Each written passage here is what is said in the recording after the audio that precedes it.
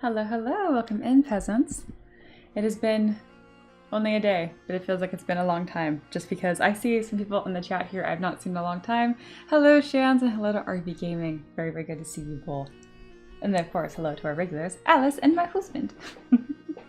Alrighty, let me get my camera more angled. There we go. Alright, what is happening today? Well, yesterday was a crazy stream and an exciting day. I had my very, very first official beta tester meeting for Maxon, so I felt very official watching all the names roll in. Of course, I recognized all of these names. It was crazy. It was very exciting. I'm not actively talking to these people. I'm just in this Zoom meeting, just this is cool. But I did contribute. I did speak it. I was real. It was very exciting. For those that don't know, I am going to be a ZBrush live streamer officially. Very exciting. First stream probably in September. Okay, what else is happening? I am no regular who's been. You're regular. Who was buying things for $3? Nobody. I was testing stuff on Ko-Fi to make sure stuff was working, and I don't know why it posted in I don't know why I posted here. Unless someone did buy something. I don't think so. I think that was me. Anyway.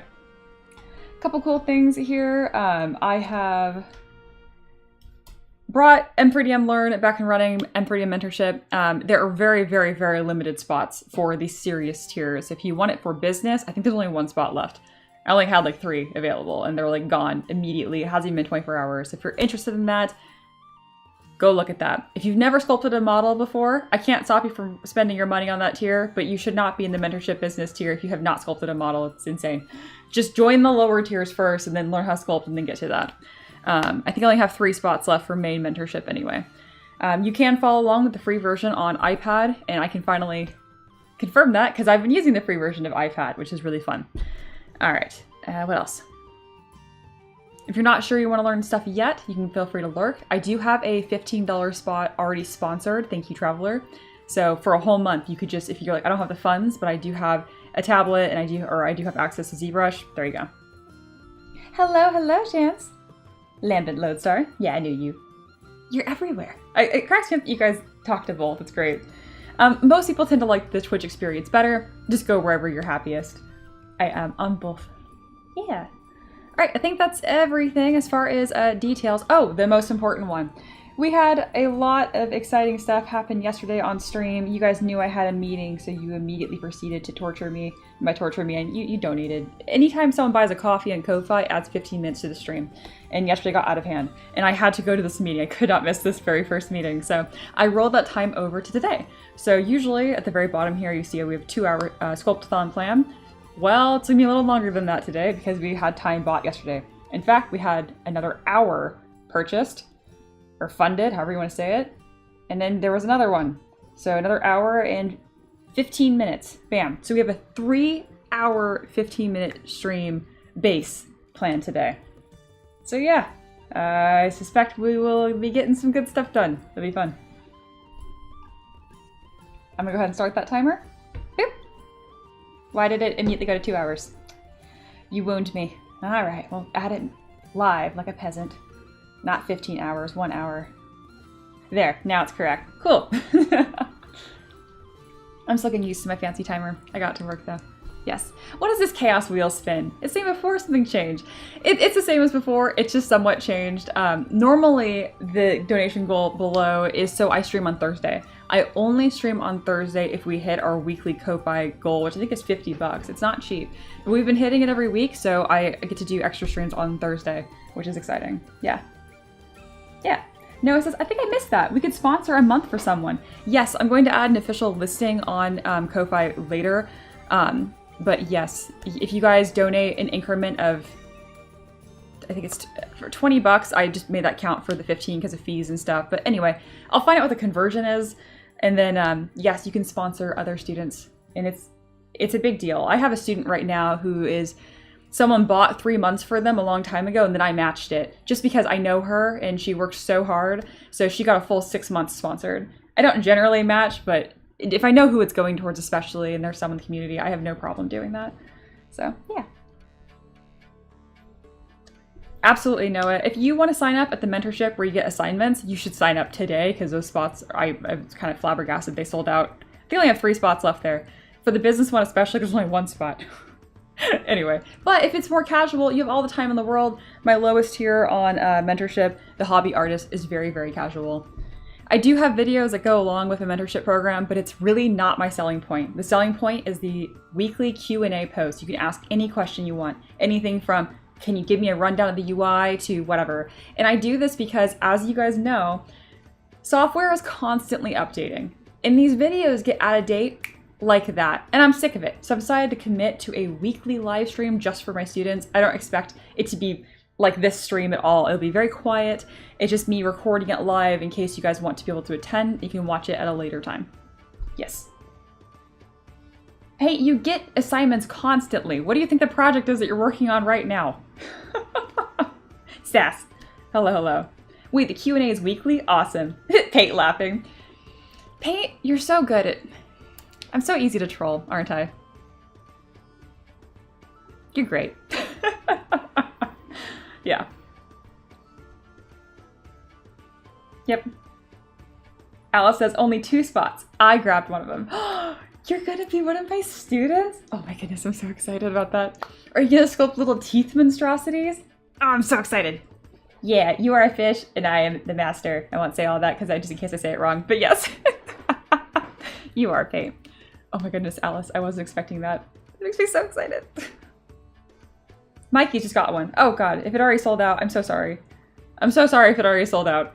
I might add more. I didn't expect the mentorship to sell out immediately. Again, the whole point is that I wanted something that was very cheap and that it's just a weekly Q&A sort of deal. Because also, huge disclaimer, if you want to go into game industry, please, I don't want to oversell anything. I'm very good at my niche, and if you want to do printables and stuff, I am your girl. And if you want to learn how to sculpt, I can also help you, but I just don't want you to think you're going to be the next big thing in like a Game of Thrones movie from me, because that's not me. Hello, Ian. Hello, hello. Welcome in. All right, I think we're all set. If my mentorship thing already sold out, I didn't expect it to happen immediately. Don't worry, I'll add more spots as I'm confident I can take care of you guys. Again, the format is just about weekly Q&A and live stream, just to stay current. Again, I have videos available for you guys, but software updates, and I think it's better to stay on it. Yeah. Noah says, I may have taken the last spot. Oh, good lord. Okay, if you got left out, don't worry, I will take care of it. Also, thank you guys for trusting me to teach you. I love to teach. And it fits into what I'm doing already with streaming. I used to commit to doing these tutorial videos and how to UI and all this kind of stuff. And then because at the time Pixelogic, but now Maxon, they're always releasing new updates and new cool stuff, which is great. But also then it means that my videos are outdated. So that's why I'm switching to this live stream weekly format. Okay, this does not affect my normal streams, the stream of today. This is a whole separate thing. All right, where's my Monster Hunter from yesterday? Oh, we could continue our Headless Horsewoman if I want to. I'm very happy with how this horse is turning out. Maybe I'll let you guys pick. If not this, I was planning on doing a gender bend version of Geralt from The Witcher, which I started yesterday. And I thought it'd be fun, pretty much a sculpt series. Thank you guys again. I'm a little flabbergasted. I didn't think that you guys would be signing up that quickly. I'm honored, seriously. Here we go. That was our Geralt that we started yesterday. Yeah, the Dullahan head flail, that'd be awesome. Funny enough, I do have a model similar to that with it was a necromancer that has head flails. Yeah. Alice says, I just want to make little goblins. I can help you with that. Yeah. Yeah, Ian says, yeah, we gotta make those updates happen. It's always fun.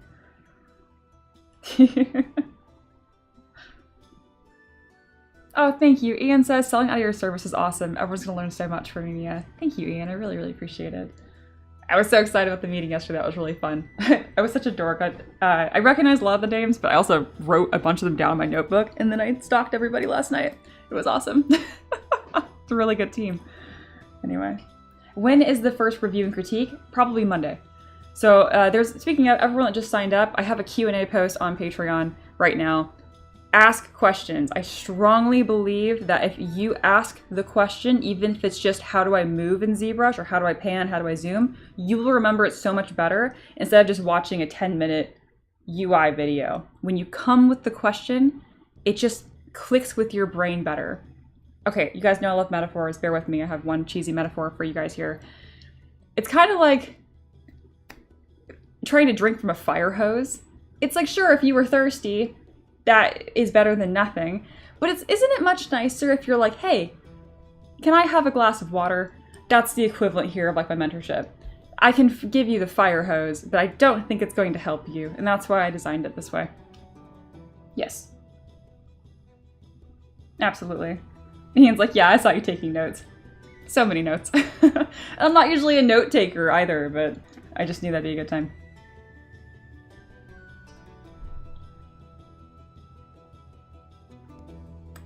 Yeah, jump on that motivation, Lambert.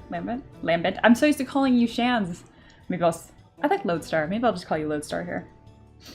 Okay.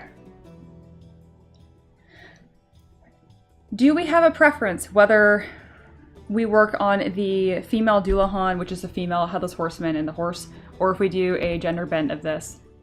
It's kind of a trick question because if I come up with an answer that I'm more excited about, I will just pick. But I do think doing a gender bend version of this. Yep, I'm sorry, it's a fake poll. I've already decided.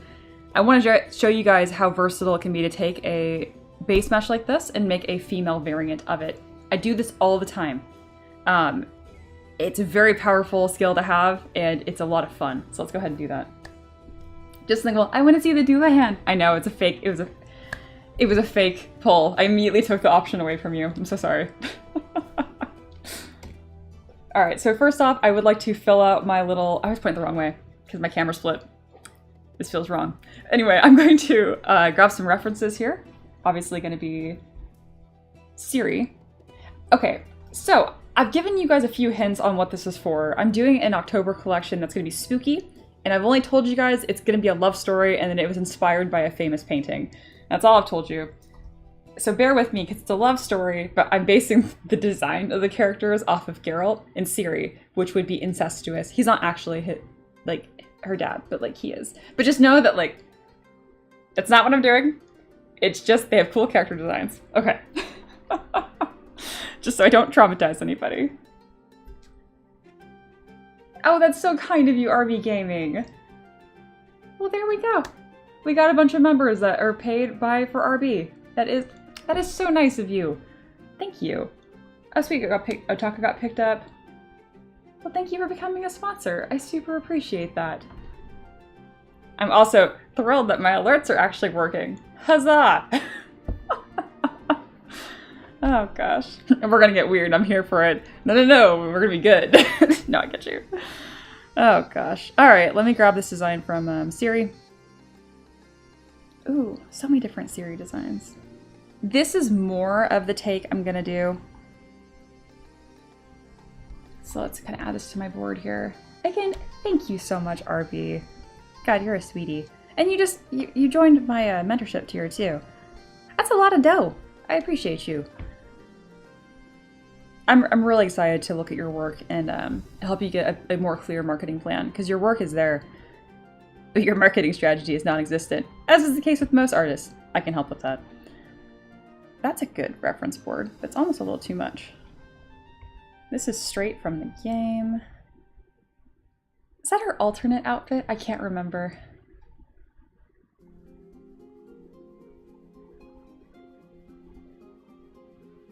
This is the alternate outfit, my bad. I also love this. All right, so I'm grabbing these as references. I'm gonna put what I can on this board here, and then I'm gonna, there we are. We're gonna reuse a lot of assets here to make this new character. How are there still members going? Oh my goodness. Thank you, RB. Well, I didn't have that planned for, that's not rigged to my timer, because I don't know what the conversion is on that. We already have over a 3-hour stream, so I guess you're not being skimped. Yeah. Mikey says, big day, I got my port taken out. That's incredible. I'm so glad that you're on that healing path. That is fantastic, Mikey's. Yeah. RB says, thank you. I'm not good at marketing. Social media is not my thing. Honestly, I think social media is severely overrated, and a lot of the marketing plans I'm going to help you guys with, sure, social media is a part, but it's really about, all right, this is gonna sound so outdated, but stick with me. It's all about email lists. Seriously. It's the only audience you will ever truly own. So yeah. I'm so happy for you, Mikeys, though. Oh, a lot of good news today. A lot of good news. How very 12th century. That was really funny, Traveler. Justin said, just kidding. We apparently all want to do the gender bend. We just didn't realize it yet. Exactly. All right. Let's refresh this. Email list. It sounds horribly outdated. It is the reason why I have the business I do today. Go look right now. You guys can go look at my Instagram follower count. What else is a social media account? TikTok, YouTube Short, Facebook. I don't have very high follower counts anywhere, but I do have a bitchin' email list. Not ironically on my own website, which I'm fixing that, but through Kickstarter and through Patreon. I have over 5,000 free members on Patreon, and over 80% of anyone that's ever joined on Patreon was a free member first. Yep. Very 2000s vlog. Absolutely. All right, here we go. So this is where we started yesterday. This is where we got, and now we're gonna make him a lady friend. So here's how we're gonna do that. I'm gonna copy this tool and paste this tool. I also need Geralt to not take up so much of the screen today. I need you to be like a vibe over here, but I need you to not take up the whole screen. There we go. Excellent. Well, let the gender bend begin. The first thing I'm going to do is think about silhouette. So I don't want this big fluffy thing on the shoulders. And I don't want so much of this strap craziness right here either. So I'm going to delete that and simplify. This belt is fabulous though. And I'm going to kind of just use my polygroups and subtools as like little folders essentially, and I can mirror and I can keep that for later. I'm now going to fashion this little like a doublet he had pretty much into a corset. Yeah. RV says, well, I have 59 Patreon members and 5 paids. I guess I'm on the right track. Absolutely, you are. Oh, that'll be, the fact that you already have a Patreon too and you have any paid members is going to be nice to have a starting point. Yeah, that ratio too is interesting because I have 5,000 free members and I have a little under 400 active paid. So it's like a 10% ratio for you and for me. That's very interesting to note because you're 5 and 50. Patterns. Yeah. You can just make it a numbers game. All right, we're not going to have our weird crotch panel. I had strong feelings about that yesterday, if you guys remember. And then this little knee thing. I think I can mirror and weld this. Yep. And then shrink. There we go. All right, it is beginning. It might not look like much right now, but I think it's gonna really surprise you guys. It always surprises me. If you were paying attention when I did the Clockwork Conspiracy pack, where I have the Viscount robot, you know, Warforged, and then the Viscountess, I created her from him. Literally copy and pasted that mesh and then modified from there. All right, looking at this reference of Siri, which is gorgeous. And then I'm going to grab pieces from my asset library and just modify here and there. Because like this, the boots are a good starting point, but this boot is what I want.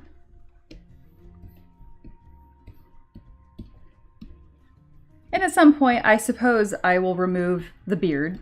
That is looking a bit on the manly side. Yes, there are ads on Twitch. The way to get rid of all of them is to sub. I don't know how much that is, because I am a Twitch baby. But I do know if you have Amazon Prime, you can apply it towards that, and then it's included. There we go.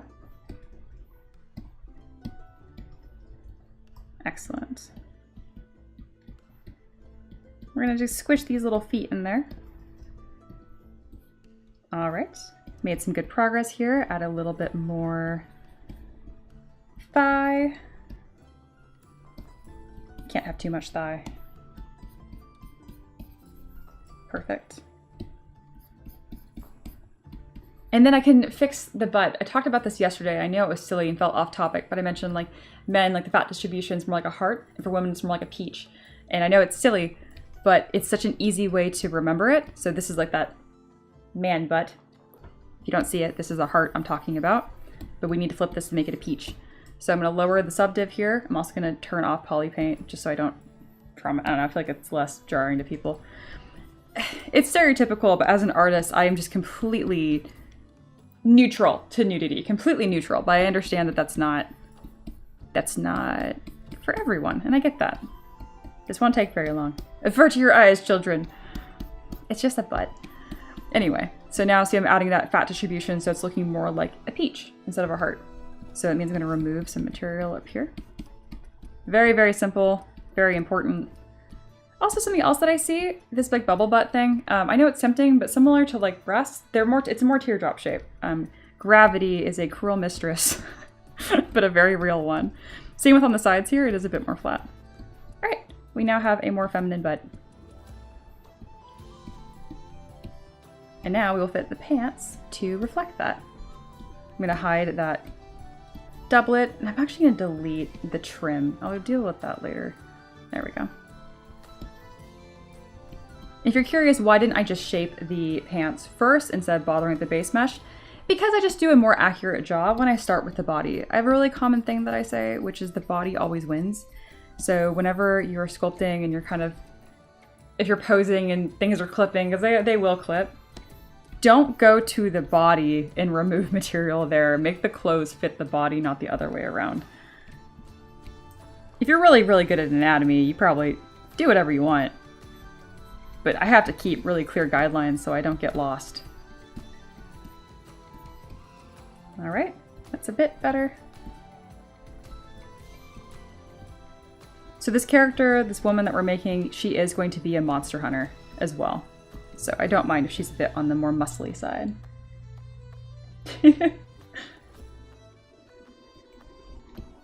Don't worry, I just put the phone down so I don't expose my coworkers to butt. Oh, very good. We can't have that.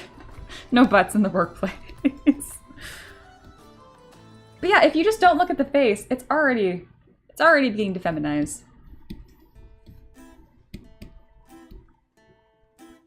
We're going to change this frame a little bit. Why I went from the top to bottom on this, or bottom to top on this character is hilarious. I'm not sure why. Most people would probably start with the head if they're going to gender bend, but I don't know. This is just what felt right. I don't want this trim piece. I'm going to move things around and it's going to make things difficult. There we go. Excellent. Is the theme monster lovers? No, but there are monsters and there are lovers. It's not inspired by the deviant books that I read.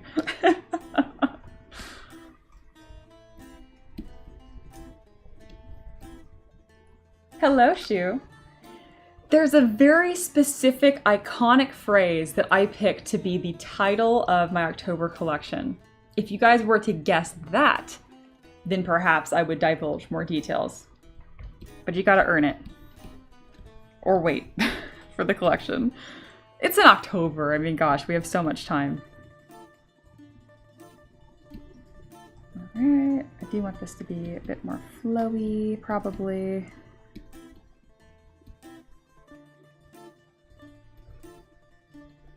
I think changing the base would also be nice, so I'll go ahead and do that.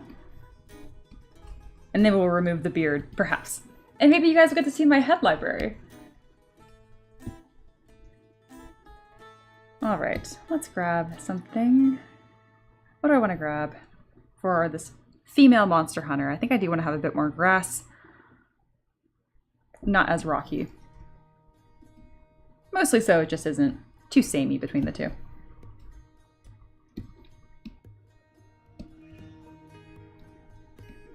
So what would be easiest is to go ahead and grab a head from my asset library that I've sculpted that's feminine. But if you guys want, I can try to just transform our very obviously Geralt-inspired Monster Hunter face here into a lady. You guys might learn something. Depends how good of a job I do. Maybe you won't learn anything.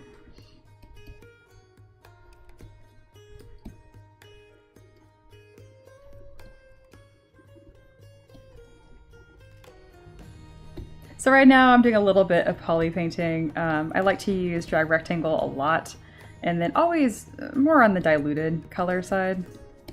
There we go, just a little bit of speckling here. Good enough.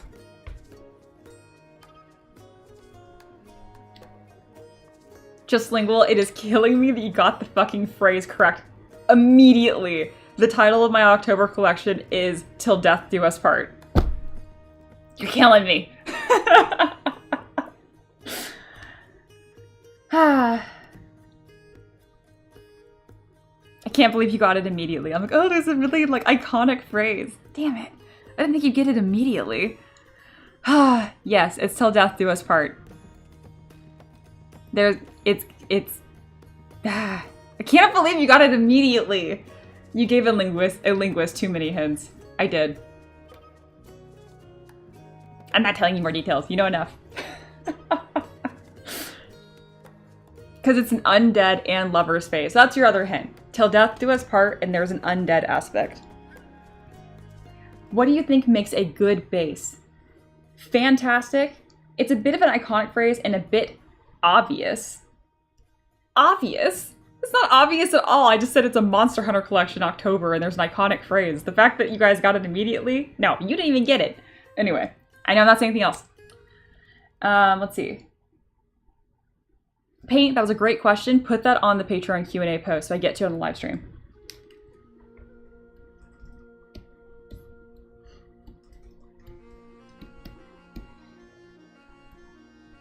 Saying it's obvious reminds me so much of like when I did this all the time when I was in college. I'd review for my test, and while I was reviewing for my test, I would see stuff that I knew was going to be on the test, and I'd be like, oh yeah, I know that.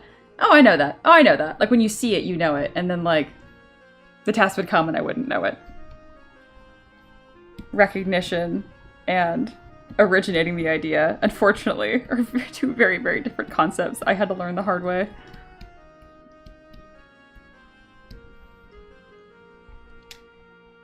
It's creepy and lovely. Oh, so that's what you meant by maybe talking about corpse bread. Perhaps. There's many elements here you guys will like. I can't talk to you guys about this anymore because if I do, my husband will fire me. And you guys don't want that. Also, we got a vote for transforming the face, so that is what I will do. Also, I don't know if this face is too far gone to transform it. I will do my best. Alright, here is our starting phase. Let's see what I can do. A really easy one is to perhaps not have a beard. Another one is this hair. It's longish, it's feminine-ish, yeah. You guys have had hints for weeks, so it can't be that obvious. This is also true. All right. I'm excited to feminize this face a bit. You can cut off and then reattach the head from yesterday. I sure can. You do know I love that. First thing I'm going to do is feminize this hairline a little bit.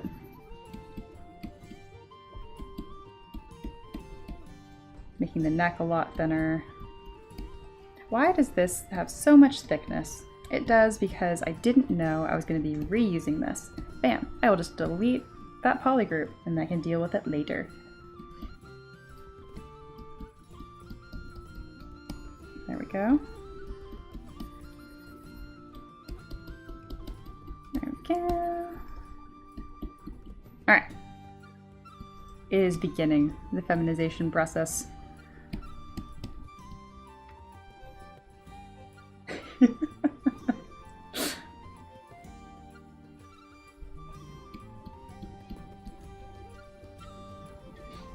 Yeah, remove some of that male pattern baldness. It is time. Is there a Discord for the mentorship stuff? It's the same one as our normal Discord. I have a 3D modeling section where you guys can like post questions or all that kind of good jazz. Mikey's, I think that you're already in a Discord, or you were at one point, but if you're not, let me grab that invite for you again. Assuming my command works. Yes, it did. Good job, YouTube. Good job.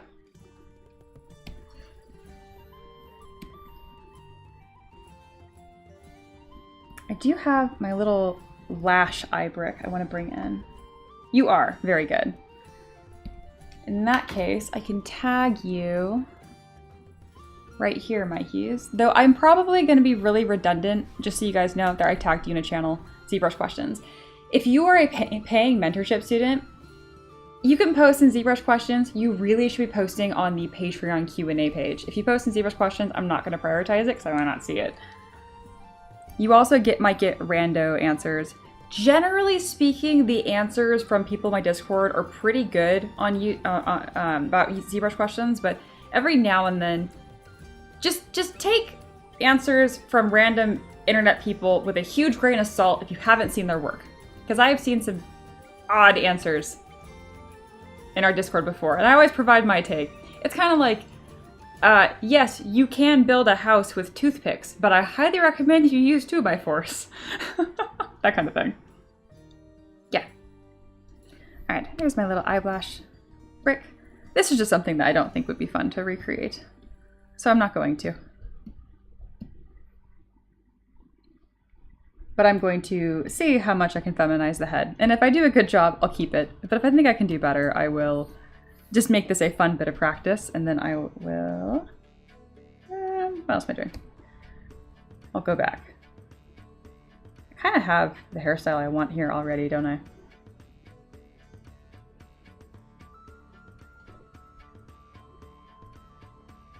RB says, a Patreon Q&A? I'm sorry, I wasn't paying attention. Oh no, you're fine, honey. Let's see, I'm gonna tag you now. RB Gaming, or RB Miniatures here. Bam, I pinged you in a different channel. Read the message right above that. It has a link to the Q&A post. Load that thing up with questions. I'll be answering them every week in a live stream. Not this live stream, a special student live stream.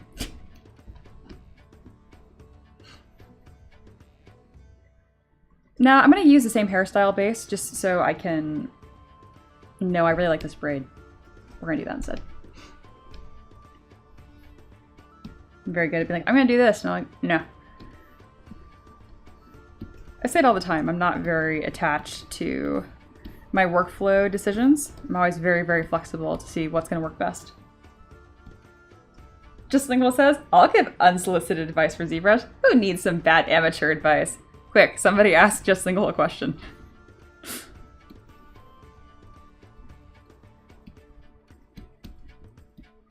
I love, love, love, love this braid. I think I named it the braid to end all braids. Yes, I did. It 3D prints really, really well. Look at him. Who's a pretty girl? Who's a pretty princess?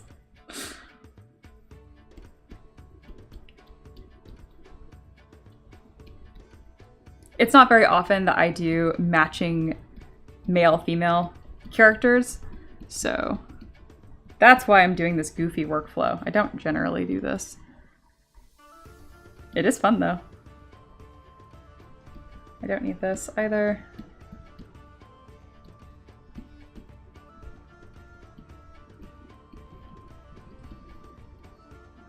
Okay, he looks fabulous with the braid, if not a little disgruntled about it.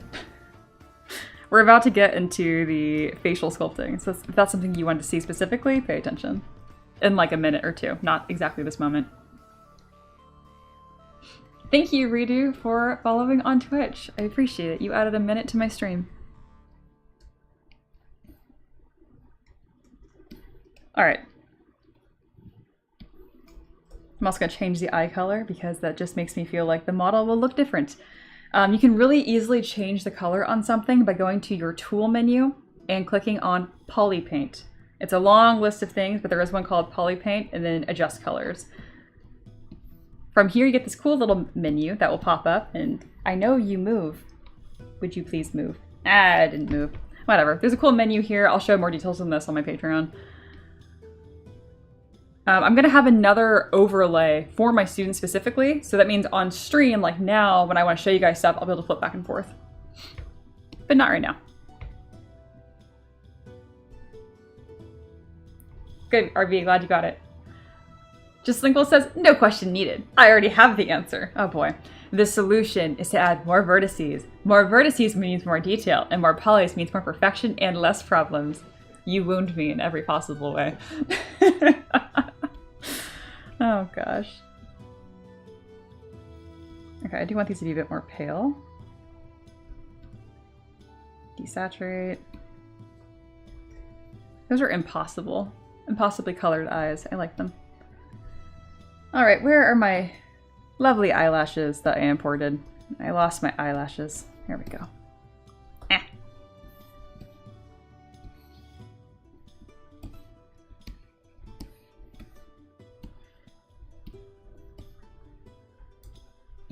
I love colored lashes, whether that's like white or blue or like a fun color.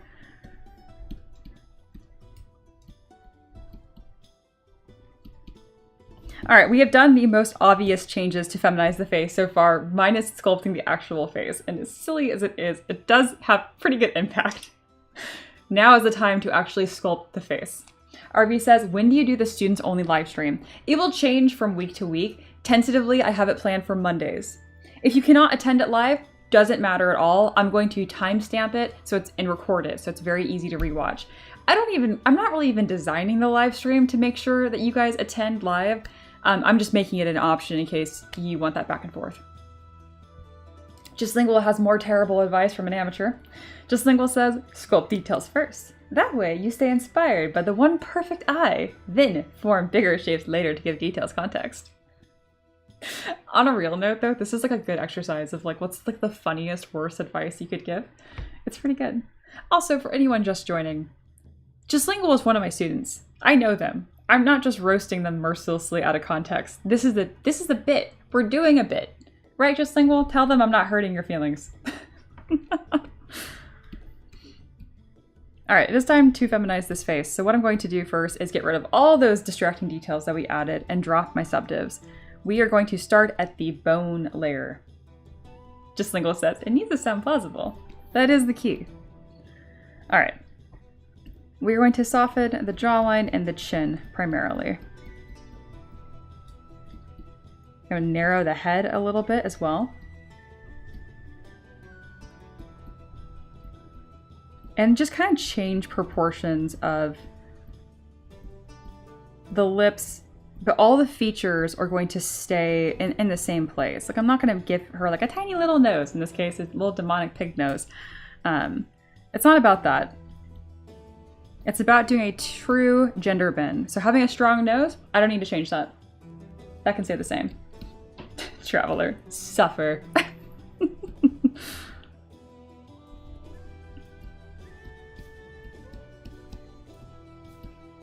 Are there a lot of differences between male and female faces?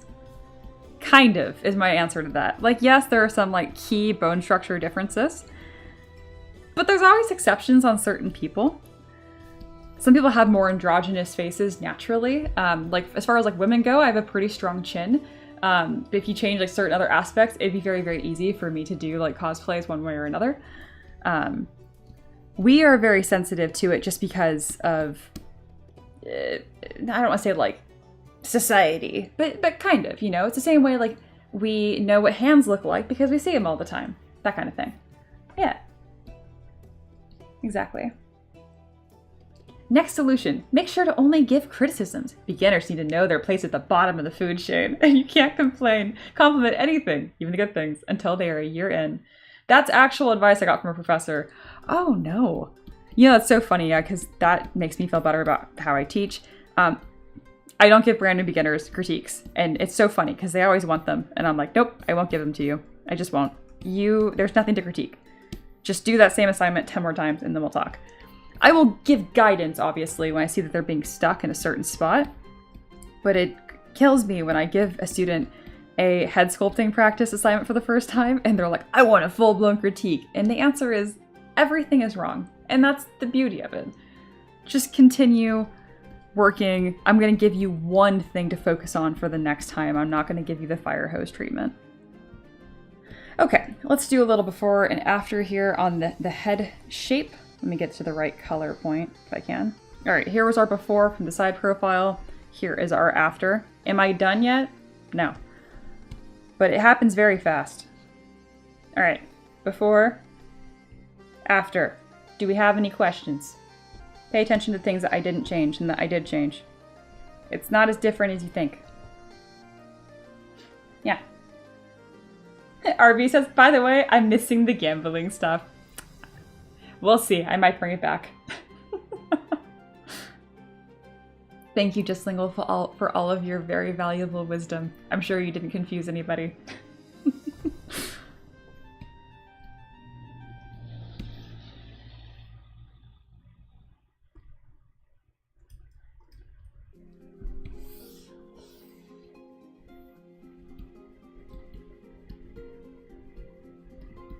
I think I accidentally undid some of my changes by going back and forth and then clicking. That's okay. I can fix it. I can do it again. So what are the big things that I changed? The biggest ones are like the brow ridge and then the width of the chin. And then the way the fat sits on the face too.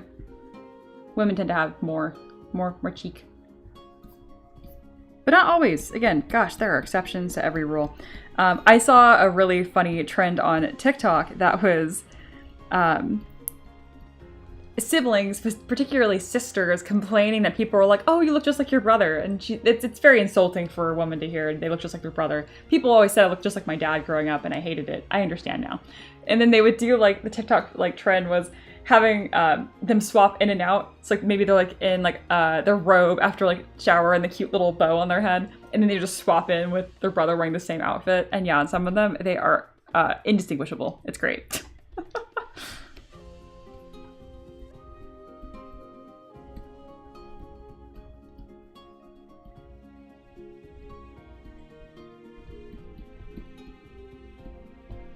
All right, making some good progress here.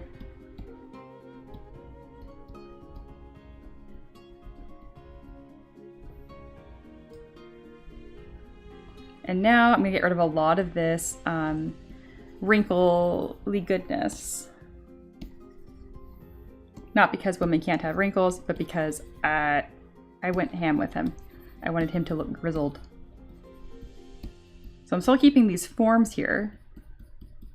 And also back to what I mentioned about the fat distribution on the face. It's gonna cover some of this. I'm gonna keep the shadowing though. I always like making my adventures look kind of exhausted and war-weary because they are both of these things. I mentioned on stream yesterday, but I just finished reading Empire the Vampire, and yeah, at the very, very end, the book makes a great point to be like, oh, he finally got to shower. And I'm like, oh my God, I've read this entire book and this journey, and this man has not showered in like months. They're gonna look weary.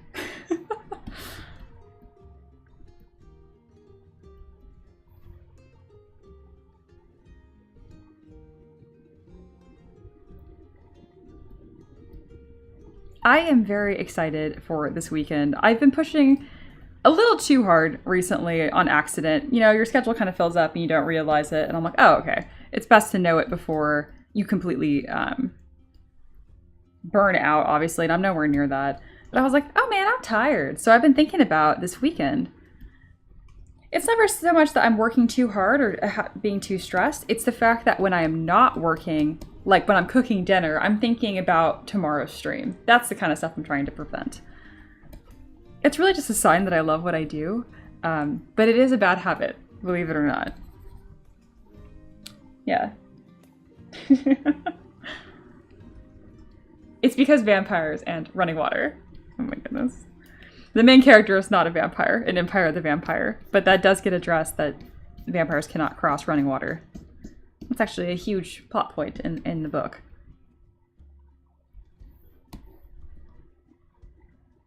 Just like, well, how far are you into Empire the Vampire? Like, how close are you to finishing?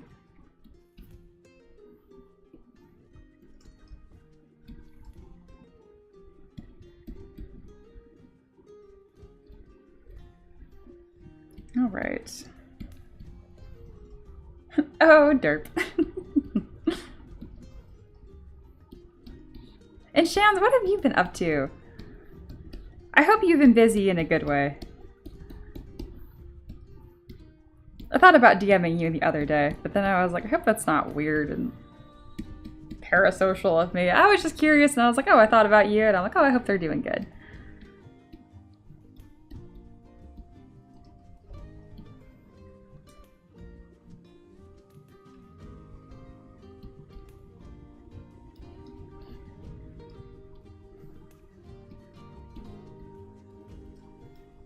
You've been making hats. Hats for people or hats for cats?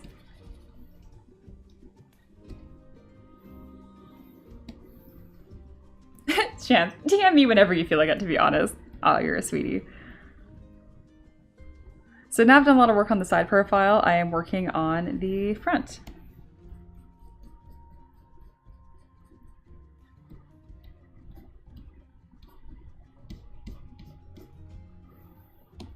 Because I still want her to look tough and kind of badass.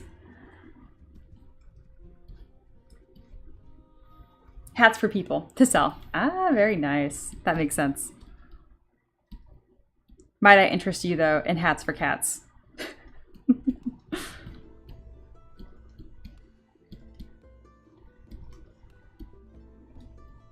I'm not sure why I'm thinking about hats for cats. This is coming completely out of left field. This is not a secret reference. I'm just thinking about little hats on little cats.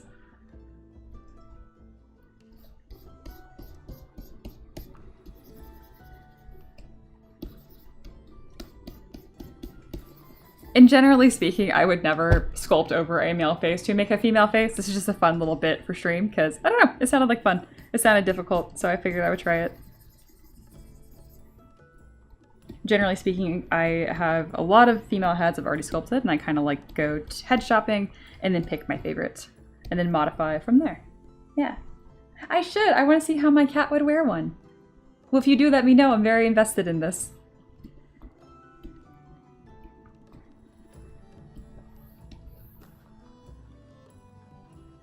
Alice says, I think that's one that really stuck with me is, quote, we are social creatures. To message people out of the blue is the best way to show that we think about each other. That's a really good point. I should have done, yeah, that's pretty much always a good thing. And very sweet. To be like, hey, I was thinking about you, you know? I'll keep that in mind. I should call my dad. I mean, I'm like, there's people I should be talking to. I usually call my dad every weekend, but I kind of just lost track of time last weekend, and by that, I mean I was tired.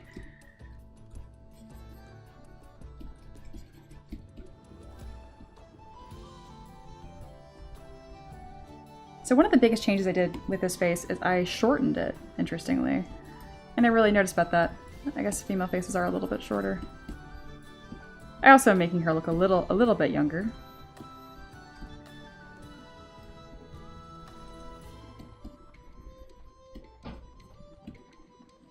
And then I'm undecided with how I want this cheek distribution to go. What shape do I want? What do I want? What do I want you to look like? I have to know what I want before I do it. It's so much more helpful to know what you want when you're sculpting than what you don't want.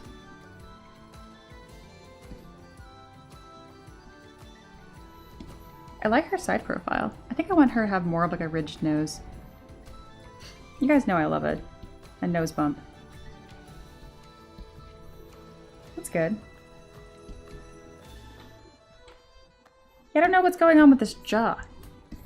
I want to know what's going on with this jaw. I want it to be clear, and then I do want there to be this little fleshy bit that connects. Ah, that's better. There you go. The magic of knowing what you want. And if you can't figure out what you want, I have a secret tool for you guys. References. And then it's a game of spot the difference. You look at your reference and you're like, well, why do I like this so much? And in doing that enough times, that's also how you find your style. Because you'll find that you like the same things and that your little, like, not to-do list, but like wish list is similar each time.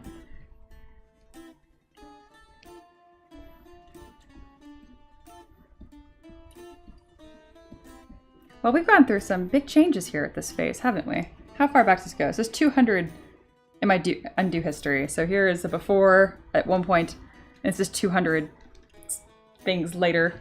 Looks so odd without the rest of it. So let me go ahead and add the rest of it. Her head's now too small for her body. Oh no.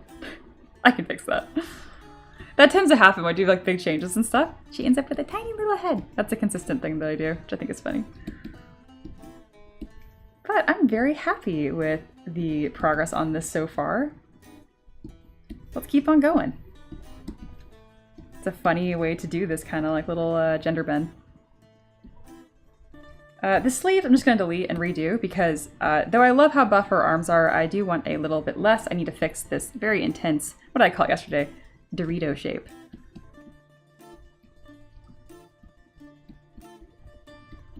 She can still be buff and defined, but less volume. There we go.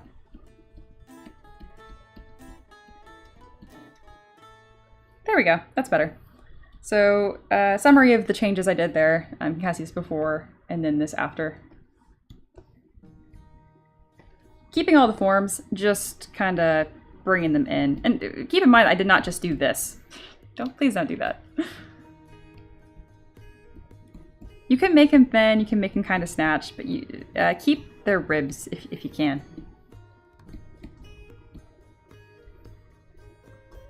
I'm gonna merge this down and then fit this to the body using this transparency tool.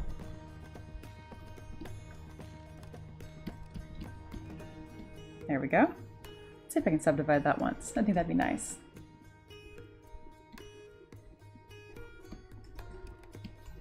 And I want this to be a bit more simple too. Reduce some of this bulk. She'd be more of like a limber fighter. Someone that's fast.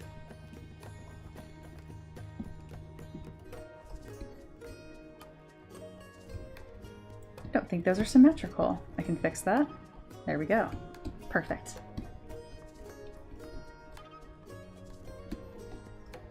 I am tempted to give her no sleeves, but I want her to match still. So maybe I'll go with like a puffier sleeve. I love me a puffy sleeve.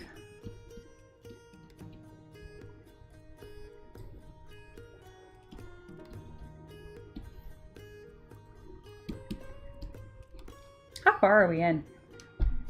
About a half hour. Yeah, I'm really happy with how fast. Like that's just one of the fun things of when you take a model and you modify it to do like a gender bend, kind of something goofy. You can get some results pretty quick. So let's kind of do a little review of what's going on here. I don't need this base, and I do need. There we go.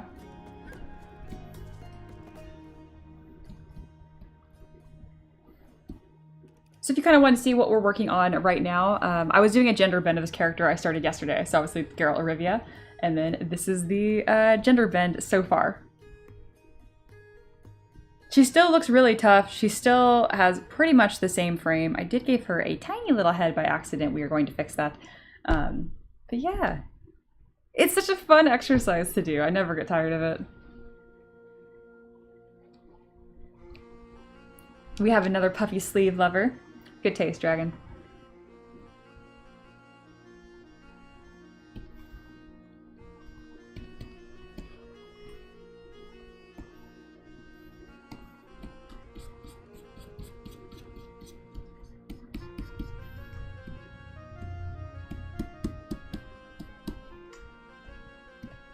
Cleaning up a couple details here where I have some clipping that I didn't want.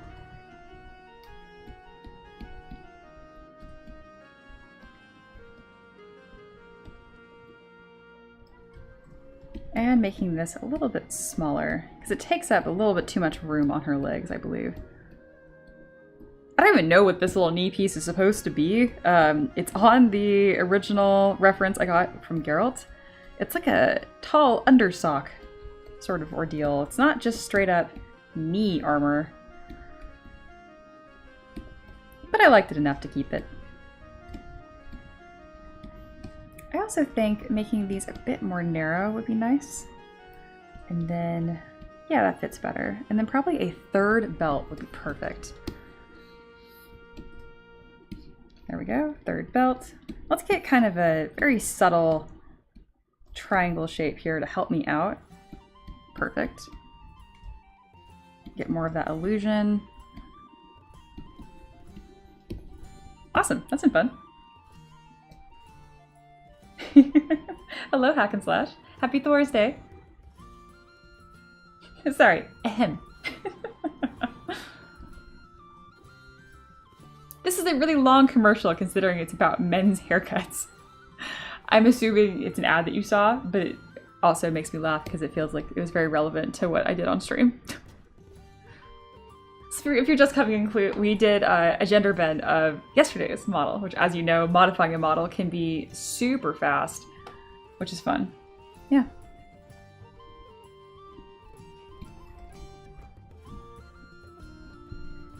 I don't know what my plan was with these little belts yesterday that I added on him. I just liked them. So let me make them make sense and actually stretch over. That's better. That makes more sense. I don't know what your purpose is yet. I think that's your purpose. There. And I do want that to be a different color. There we go. All right, we're not working on you today. I will get caught up if I do that. There.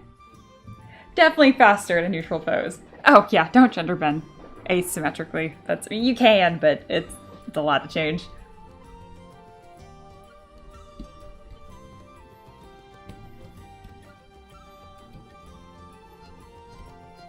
I do love that she's kind of gruff and tough looking. And I do need to make her head a little bit bigger.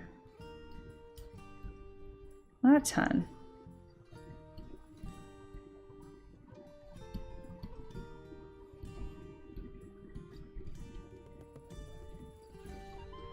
Kind of want this little variation in the nose bridge, and then soften that chin a little bit. There we go. I'm going to lose the highest subdiv on this character because I just don't need it.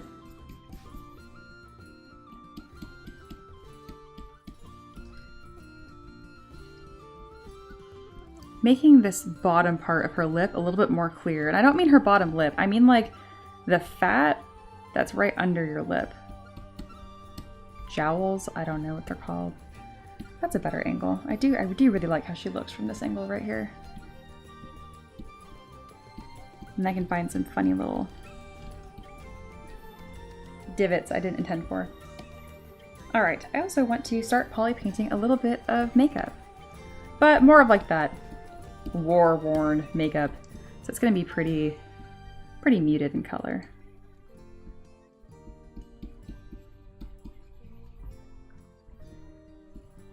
We're not gonna give her a full glam look.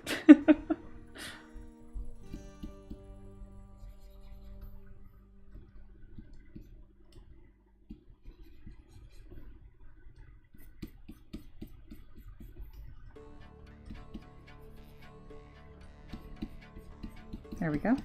It's better. Haven't done any poly paint in so long, it's kind of fun to get back to.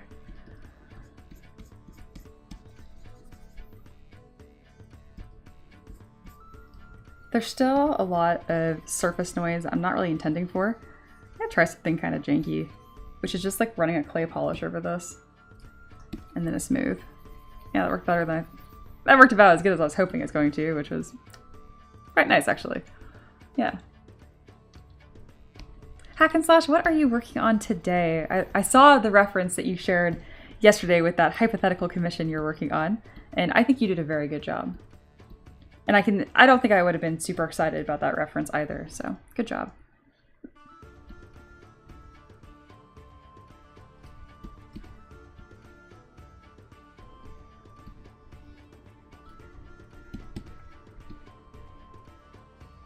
Get this to fit her eyeball a little better.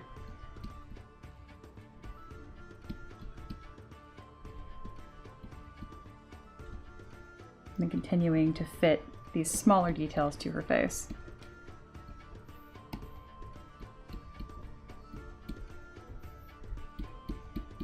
All right, starting to get more into the refining, so I'm going to add a little bit more structure to like her lips.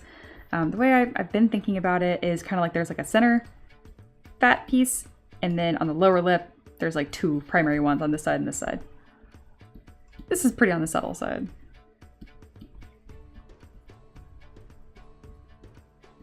It's very easy for me to kind of like mumble if I'm sculpting a woman's face because it's very sensitive when you're adding like harsh transitions and whatnot. It's important for me to get the practice of like laying them in, and I can soften them up later. But if I don't confidently put down the shape in the first place, I'm not gonna get very far. Yeah. It's part of that figuring out, okay, what do I want? And now how do I get there?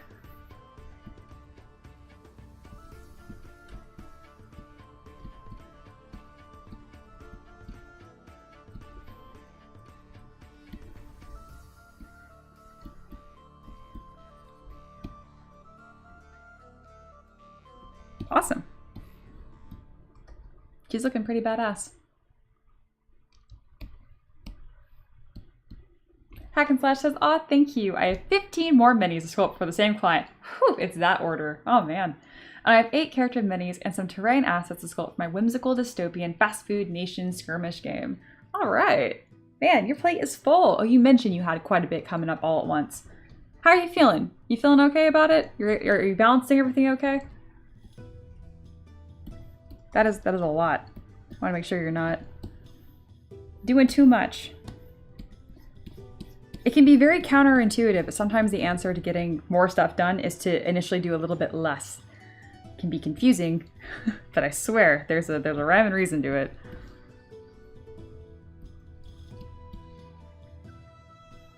Yeah, I'm doing what I can to avoid burnout. Good. Being aware of it goes a long way. And if it does happen still, it's not the end of the world. You'll just learn more for next time. I have been limiting the all-nighters. The only acceptable amount of all-nighters is 0, just a reminder. That worries me.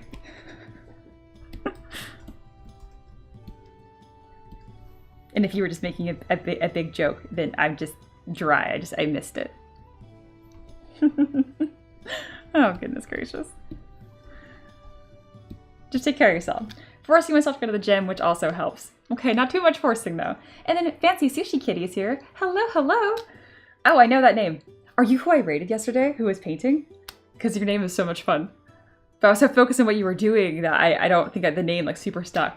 But, okay, before I go on a huge train, let me just make sure that's you. Yes, I rated you yesterday. Okay, it is you. Oh my gosh, I thought your vibes and like just like what you were doing was so cool. And yeah, I'm so honored that you came to watch my stream. Hi, this is what I do. This is what I was sculpting yesterday. Pretty much like Geralt. And then today I'm like, I'll do a gender bend. So that's what we're doing today. But yeah, I just thought you were the sweetest. Anyone that missed it yesterday, they're a fantastic painter. And they do like, if they can do rainbows and glitter with it, they do. And I've never seen like rainbow with like Warhammer or like glitter Gundams. It was so cool. It was so cool. Yeah.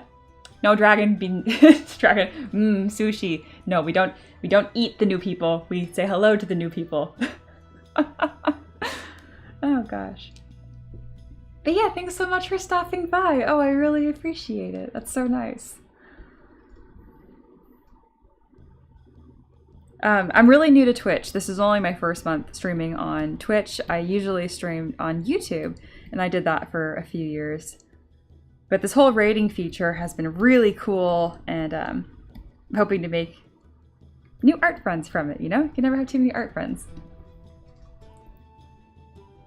Unintentionally, the day before I rated you, so 2 days ago, I kind of rated a guy that was a bit of a stinker. I think he was having a bad day, but he was none of the good vibes. I was like, oh no. So I was all nervous when I rated you yesterday. So you were very much so a breath of fresh air. I was very happy.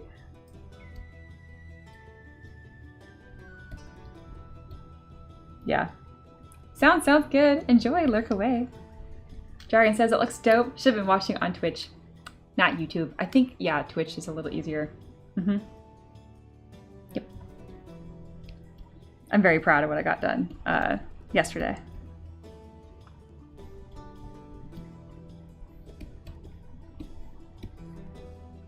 right, adding a little bit more structure to her clothes right here, and thinking about what I want to do with these sleeves. I expressed interest in the puffy sleeve, and y'all had some interest in that too.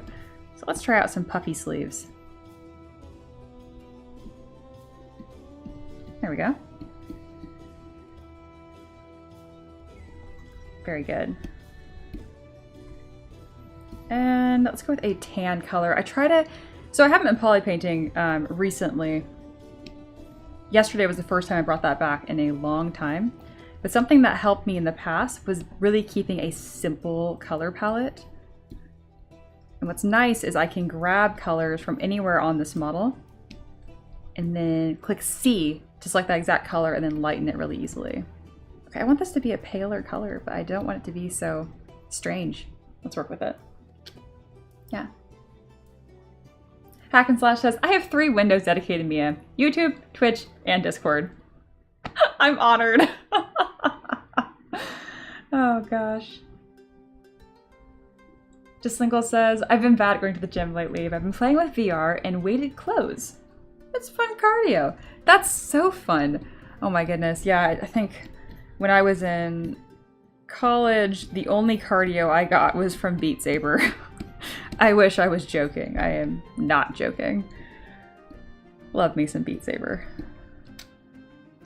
Dragon says, I have a mini desire now.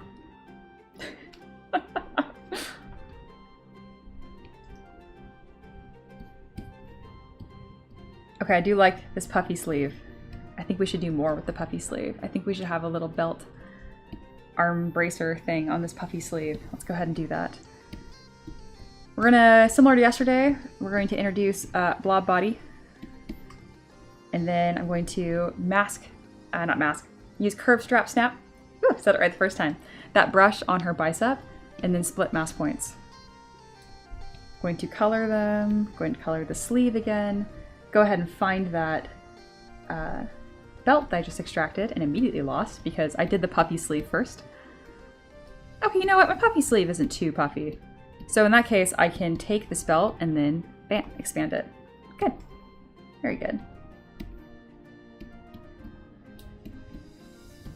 Oh, did I have any questions about the gender bend so far and how I approached it and how I did it? I kind of just did like a printer, like bottom to top, and there were a bunch of small changes that made it obviously a huge change. But if there's anything else you want me to review or go over, let me know. Yeah. Dragon says, the guy with floofy fur mantle, but it's so big and floofy, it consumes his entire head except for the top half. Like... yeah. What you said was very specific and really funny, and it wouldn't be that hard for me to do it. So we are like this. You know, I actually think I could make this work. Not for this specific character, but I think I could design a character with a ridiculous mantle like this, and it could actually almost work. Floofier. Oh god. It was already too much. Oh, that's great.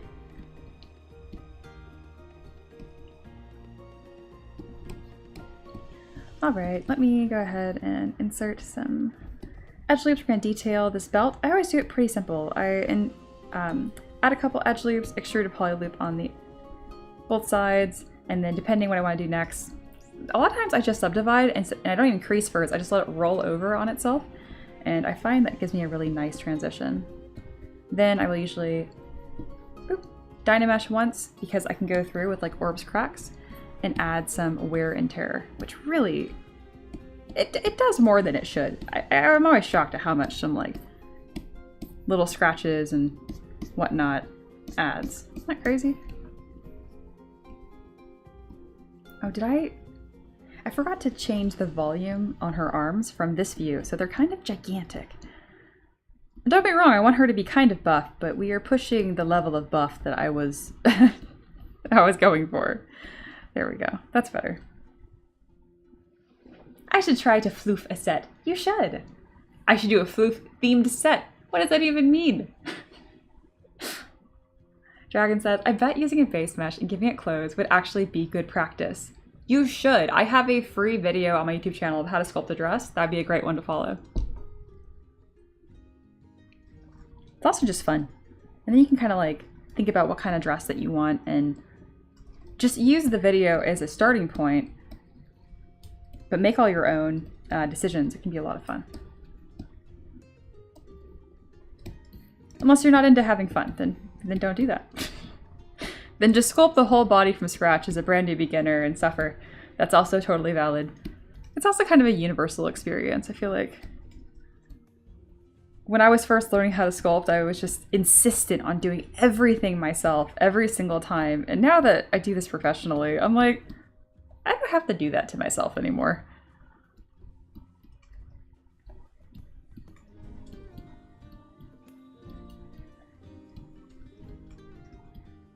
There we go. Excellent. All right. Now let's add some buckles. It's time to go bucklet shopping. I don't really have a lot of excuses to use the word bucklet in my day-to-day speech, so when I have the opportunity, I jump on it. All right, we're gonna add some buckles here. I keep adding the wrong orientation. There we go. Get that placement just right. And then we're gonna add that little extra strap. You know, the part that actually makes it a belt. And the way that I do that is just by duplicating the original belt loop that we had, just like so. Delete, hidden. And every now and then I delete the entire belt on accident and have to redo it like this. Duplicate, and then do it again. If you don't duplicate it, this doesn't work, obviously.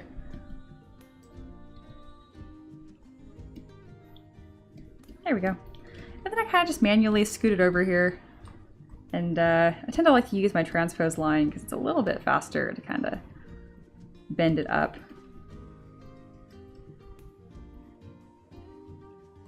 There we go. I usually will Dynamesh this too and then re-sculpt any aspects of it I need to make it look like it's folded over. The most important part is just to have the piece. Like right here, I'm gonna delete that top edge and perfect.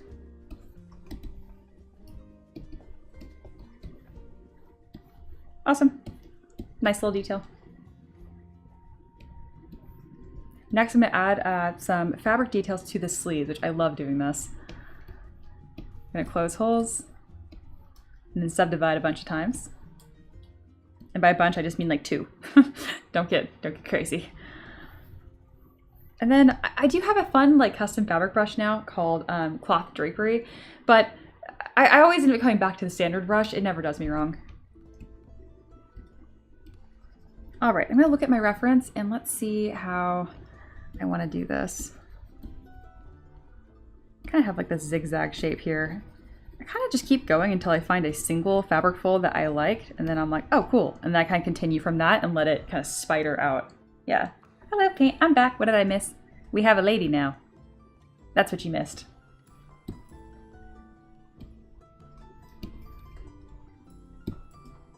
Hi, subdiv. There we go. All right, so this is the fabric fold I'm trying to sculpt. I'm thinking about like what that would look like if it was right next to me. I try to visualize it because there's randomness of fabric folds, but like they appear and disappear into each other. So I don't want them like coming from nowhere. So if I have this piece coming up here, I can kind of spider a new section back on itself because this is being compressed. Does that make sense? I just kind of keep doing that, and I'm like, oh, these two are kind of close to each other, so I'll smooth the bridge and I'll just make them connect. And then I will strengthen that form by removing material on the left and right. You can tell it looks kind of weird, like it's really sticking off the model right here. I'm really just not super concerned about that. I just want to get some fabric folds that look good, and then if I need to, I can rein them in with the move brush later. Yeah. Okay, welcome back, Paint.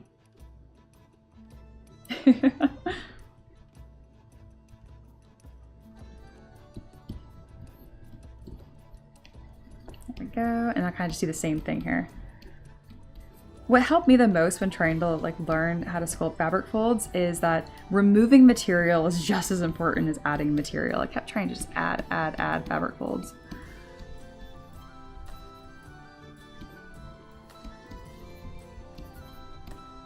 These are really extreme and they're coming off the body a little bit too much, but I kind of like to have it be too much and then rein it in instead of having to sculpt over the same forms over and over again. But do whatever you like. Do whatever feels best. If you think you have a wrinkly mess here and it's driving you crazy, then don't do that. Reminds me like a doctor being like, it hurts when I do this. Then stop doing that. The best workflow is the one that you will get work done with. So if you hate it, don't do that. There we go. We got some really cool wrinkly sleeves. They're a little extreme, but it's not very hard to rein them back in. Yeah. Hello, Irk. So you sculpt the cloth before you pose. I'm new. You betcha. So if I'm doing like, I sculpt minis. That's my whole thing. 3D printable minis. That's why I got these pictures at the very bottom here. And I sculpt minis that are very small, like this. So it's really important that I have them very like strong fabric folds. And unless I'm doing something where the fabric fold is completely determined by the pose, like a cape, like they're jumping off of a rock, you know what I mean? What's that? The dog needs a bed. Oh, is he uncomfortable? Yes. Oh, both of his beds are in here. Yeah. Oh no. Want a coffee or anything? I would love a coffee. Okay. I didn't charge it. It's okay, I'll drink it fast. Anyway, so unless it's like a piece of fabric that's very affected by like wind or whatever, I don't worry about too much. And let's be real, when you pose, for me, the elbows and knees get so screwed up anyway, I just smooth it over and add some fabric folds and we're done. Yeah. Always drama. Question, not related to sculpting, but related to printing. Yes, you think it's okay to leave resin in a resin tray for a longer time, like 15 to 20 days if I'm not printing anything. Yeah, it's fine. Just when you do go to print again, make sure you stir it up really good and then really just make sure that there's no sunlight hitting that printer at all. Yeah. Yeah. Just Lingual said, similar story to the doctor. My wife was helping an old lady that kept coming in, saying her sunglasses didn't work. She was very accommodating until she realized that the lady tested the sunglasses by staring directly into the sun. My wife had to inform her how sunglasses work and that please stop staring into the sun. That's hysterical. Oh no. Wow, that is seriously too funny. And she's an old lady, like she's been on this earth for a while. You would think not staring at the sun is more known. Okay. Okay, I really like these fabric folds. They're really fun. I'm going to make them a little less insane for the top part. Still fun, but a little less piratey.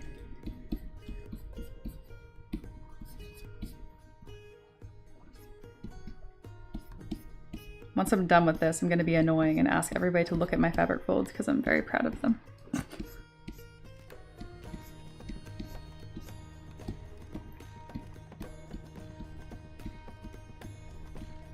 There we go. All right, look at her pretty sleeves. I really like them. Dragon said, I had a woman come into my old job asking about games, but not board or video or pool or anything. She was asking about what? Something in the back. It took me a minute to figure out she came in if we had illegal gambling. Oh wow, that's really niche. That's interesting. Where do you work? Or that would be a normal question. Oh wow, that's great.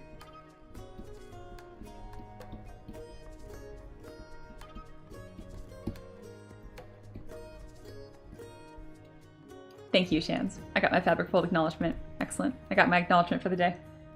And then ads. I worked at a coffee shop. What? You must have worked at a pretty moody coffee shop? Goodness gracious. Noah said, I do very much admire her folds in the cloth after attempting for the first time a couple weeks ago. You haven't done a lot of fabric folds? I love explaining fabric folds. Okay, so since a bunch of you guys just joined mentorship, this is something that you should do. While my stream is open, I'm very serious. If you are in my mentorship program right now, because a bunch of you just joined, open up another tab for the Q&A post on Patreon. And as you watch the stream, complain/question, like, wait, how did you do that? Or I didn't understand it.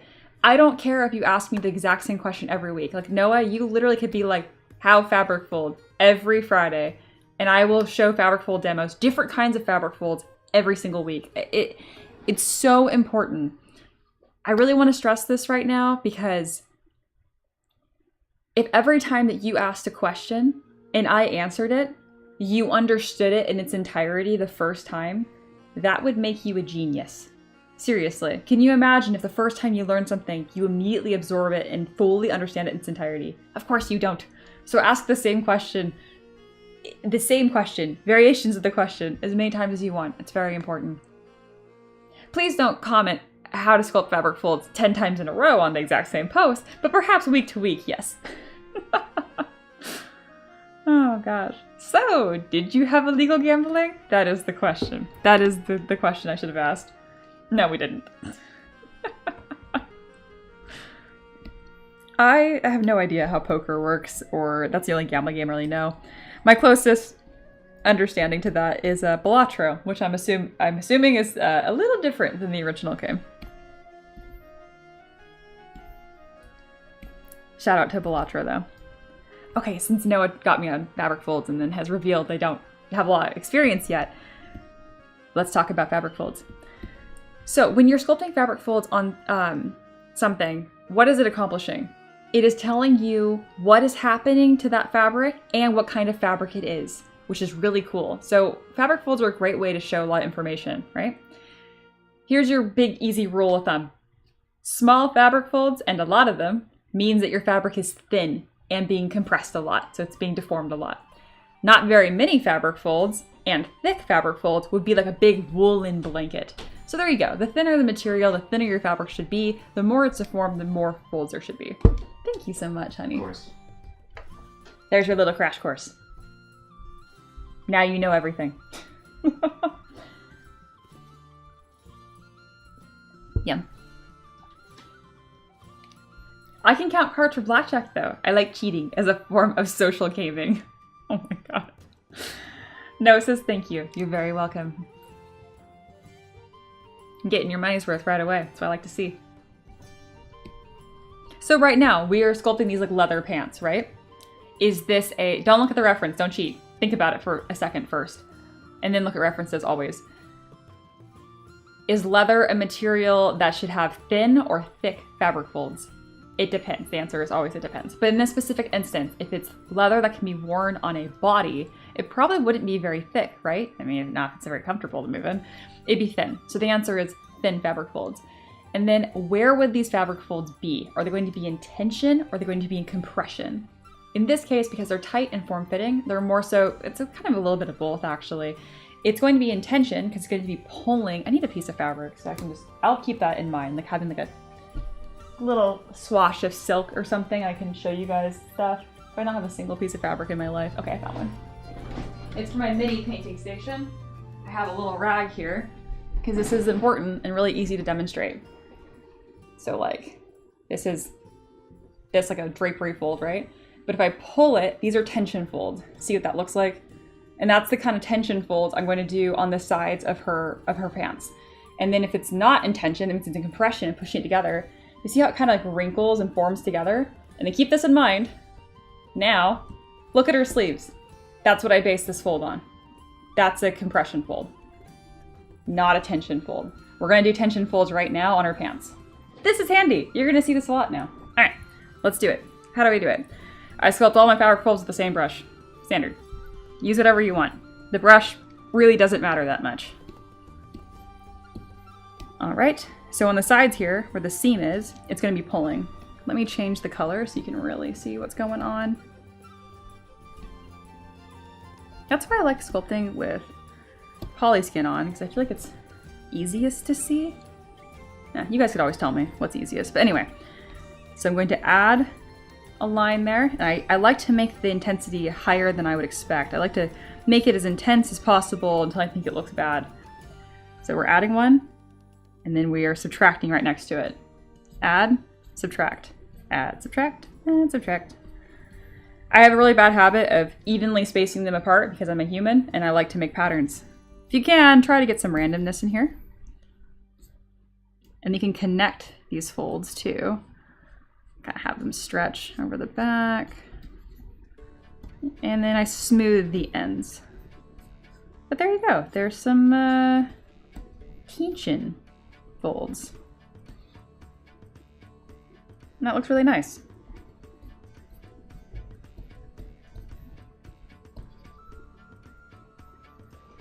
When I'm adding fabric folds like across like the crotch, like an area that you generally don't want to draw a lot of attention to, don't be weird and then put no fabric folds there because you are inadvertently drawing attention to it by not putting any fabric folds there. Just have a good reference and kind of see like what's happening with Siri here. They're kind of just like tension folds away, and then I always have a couple that kind of go across. Just make sure you don't put literally 0 because it looks really weird otherwise. That's gonna bend a lot. There, looks good. Now we got pants. But yeah, this should be a really good starting point for you. Yeah.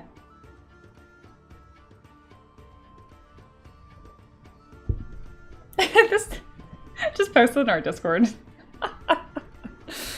Oh my goodness. Yes, it is serious time. We are learning. Let me scoot this over. There we go. Perfect. Crash course on folds. I appreciate that. Anytime. That'll be the first time of many that I'm sure I'm going to show that.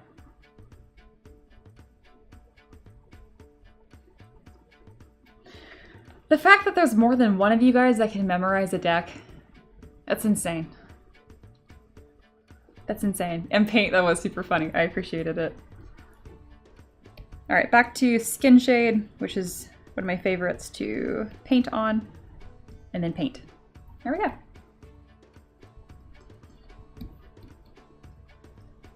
This base needs so much help and needs texture, but it was a good, just, all right. Are we sculpting the base right now? No, so let it go. Okay.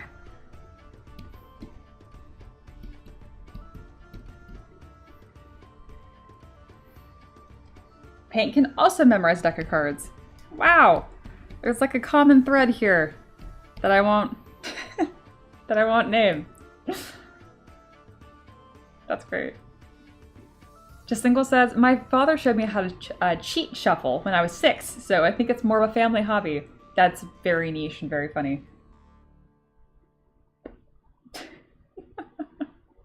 Dragon said, legit, the Dragon's Roast would be a great name, but the idea of working at, let alone owning a food establishment in the next 5 years stresses me out.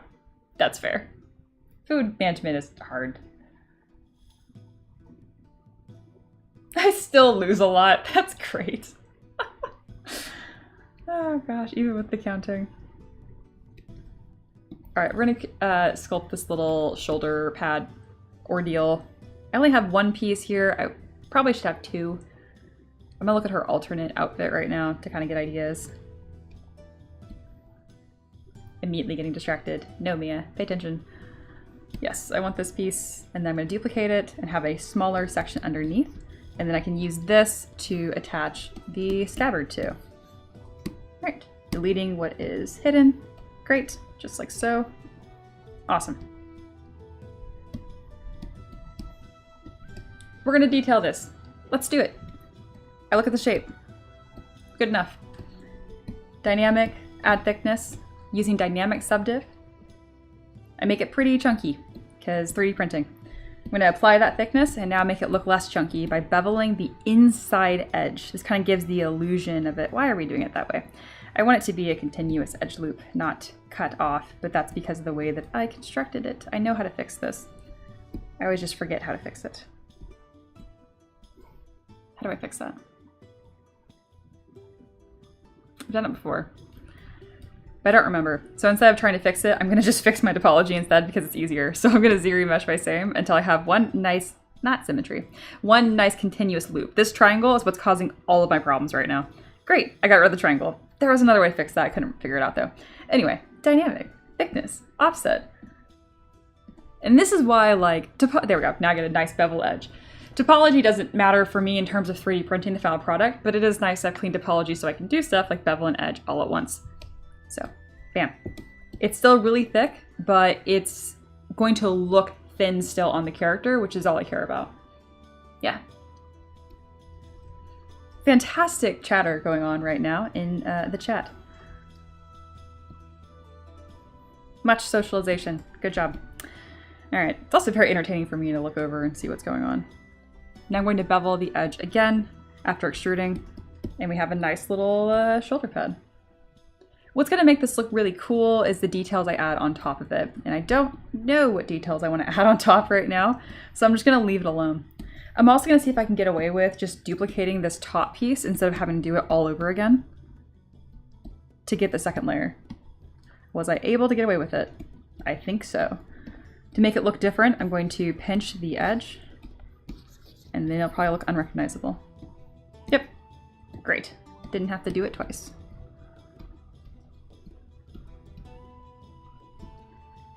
It's always hard for me to explain how much I like sculpting. I like what I do, but at the same time, I also like getting to the next thing. Gosh, her hair is so crooked and weird. I will fix that later.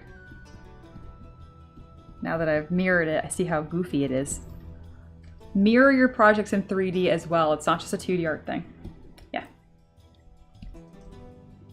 I used to play a good amount of Magic. I would make decks, and then I'd have my husband play against me with, I made both decks, and then I would still get all butthurt when he beat me with the deck that I built. So I would just keep trying to make new versions of decks that I couldn't win against. It was really fun and really silly. Yeah. All right, I need to have a strap that goes across her chest, and to do that, I'm going to go back and create another blob body, and then use curve strap snap. I just want to get it like roughly in the right place. It doesn't have to be perfect.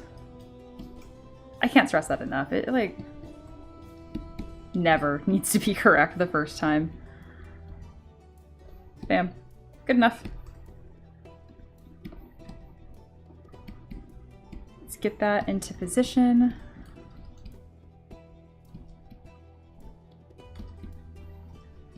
Sweet. And I need to fix her hair. Oh my goodness, that top section. I don't like it.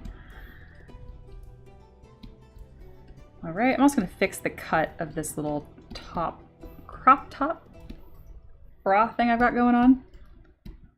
There's some aspects of this that are making her look more broad than I was intending, which I want her looking pretty tough, but I still want everything to fit. Smudge these down, get these more correctly positioned on top of her shoulder, and then adding some loops and belts. Excellent. Go in here, my ZModeler brush. Do my same kind of rundowns to my default belt. I insert 2 edge loops and then extrude those poly loops. 1, 2, subdivide. Done.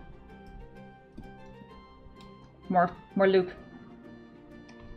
5, 1, take 2 says, wow, it's Cirilla. I like your work. Thank you so much. Like, it is Cirilla, but more importantly, it's Geralt. I did a sculpt of him yesterday, and then I was like, what if we do a gender bent Geralt? And then I was like, that's pretty much just Ciri. So that's why I have references of Ciri as well. And because they had the, what is it, Games Fest? Or was it GameCon? I don't remember the name. But anyway, they showed that the new remaster is coming out next month, and new teaser of Songs of the Past. I'm so excited. So yeah, that'll be a good time. Also, welcome in. Hello, hello. I think I've seen you before in my streams. That's a very unique username, so it'd be very funny if this is your first time here, because I have had some before that had a similar name.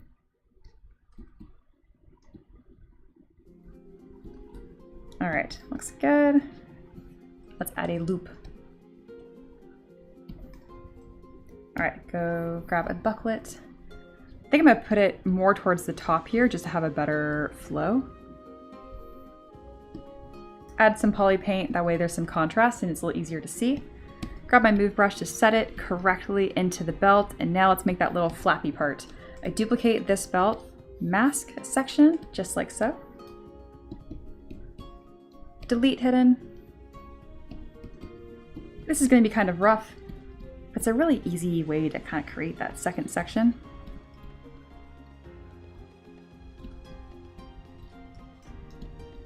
There we go. Are we getting Witcher memes? We are getting Witcher memes, courtesy of Paint in our Discord. Amazing.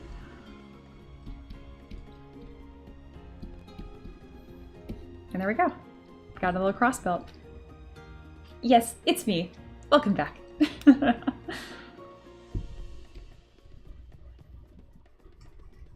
Alright, I do like that. I also think it is time to just add a couple swords on her back. Of course, we need the iconic 2 swords. I don't think I have a guard that's slanted to indicate the... I mean, Siri actually only ever carries 1 sword, but I want to give her 2. I'll just give her 1 nice one for now. This one matches the best for the hilt, but it needs work. I haven't made a new sword in a while, and it shows. I have new skills that I could use on that. This even has runes on it too, which is very fitting. Let's throw that into place. There we go, and make it the right size. Excellent.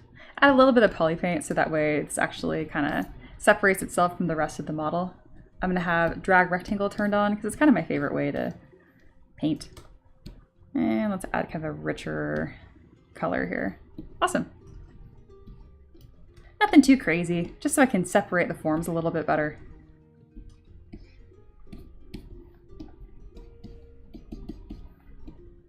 If you're not great at poly painting, my best advice is have a limited color palette and use gradients a lot. That's what I do.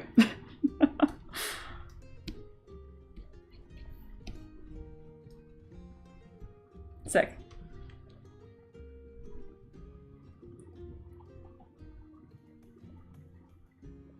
Ooh, I like the sword references you're putting in Paint. The one with the swoosh. I don't know what they're called. The rings around the guard are very cool. How come you didn't like the guard on the first one? I think it looks cool. It maybe looks upside down a little bit, but it's interesting. I always like asking Paint because they usually have a lot of answers for cool stuff. All right, for the hair, I like the braid. I don't like the head part. I can do better, so let's do better. Here is her head. She is bald. We're going to sculpt some hair from scratch. Not the braid part, because I like that. But the most important part, arguably, which is like this head cap. The first thing I do is kind of mask like a bald cap shape. And then I extract with thickness. Not that much thickness, too much thickness. It's one of the very few times I do extract with thickness, and I like to have double enabled, so it just gives me a little bit more to work with. Double means that it's going to extrude away from the head and towards the head. It just means more material. Double the material than it normally would be. All right, we have our little funny bald cap here. We've been getting lots of hair tutorials on this channel recently, which makes me happy because I know hair is a hot topic. I'm using my inflate brush just to kind of build up a little bit of form here. You don't want it just stuck to their head. And now let's just decide where this part is going to be. I'm going to part her hair away from her braid, so on this side. I think I like that. I always make a really intense part that cuts straight to the scalp, and then I inflate it afterwards to kind of get that like crested shape. Yeah, those look so cool, Paint. This is my favorite. I can see why. They're just sharing a lot of cool stuff in our Discord. If you want to join our Discord, you're more than welcome to. If you do ! Discord, it will give you the invite. All right, and then let's kind of get a little bit of shape happening here. Nothing too crazy.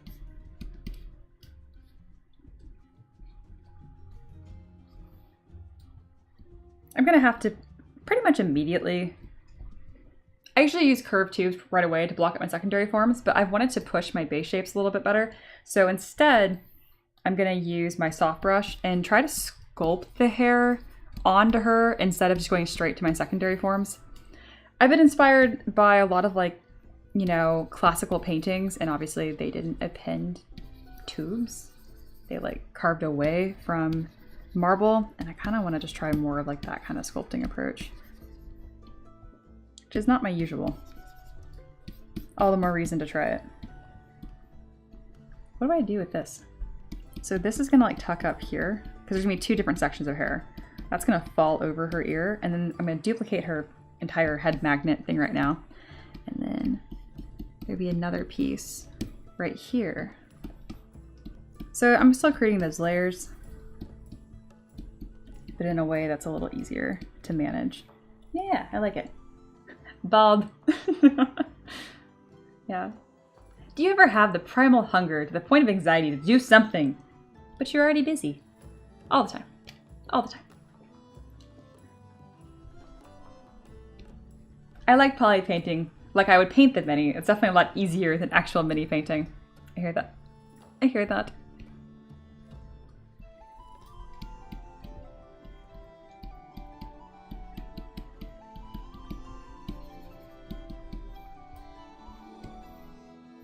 I wonder how fun it would be to start using Sculptris Pro right now. Why not? I'm gonna use Snake Hook and Sculptris Pro. I never do that with hair. I'm just feeling different right now. And I'm like, that would be easier to add volume, wouldn't it? If I was to do like the sculptural approach. I know I'm sculpting, so that's confusing to say. I usually use a curve brush right away, and I'm not right now. And if you're like, why? Again, inspired by old statues. Want to sculpt older.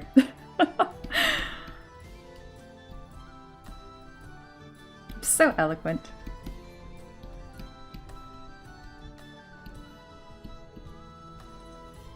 I always do this up hair thing. Let's do down. I think it's because I personally hate hair touching my forehead, so I never sculpt characters with their hair touching their forehead. But not everyone smears it back when they stream like I do, so perhaps I should investigate this other shape.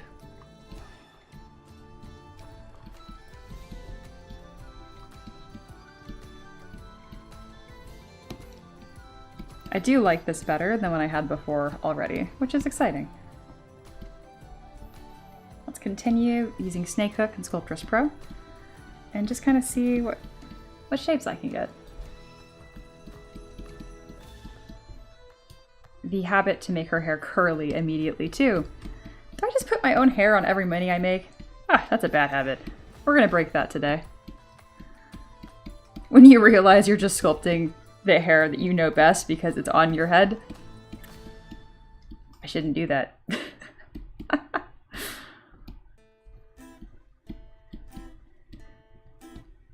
That's better. I like that way better. Don't worry about me being autistic in the stream chat. I never do. How are we doing on time? We have an hour and a half of the stream left. Beautiful.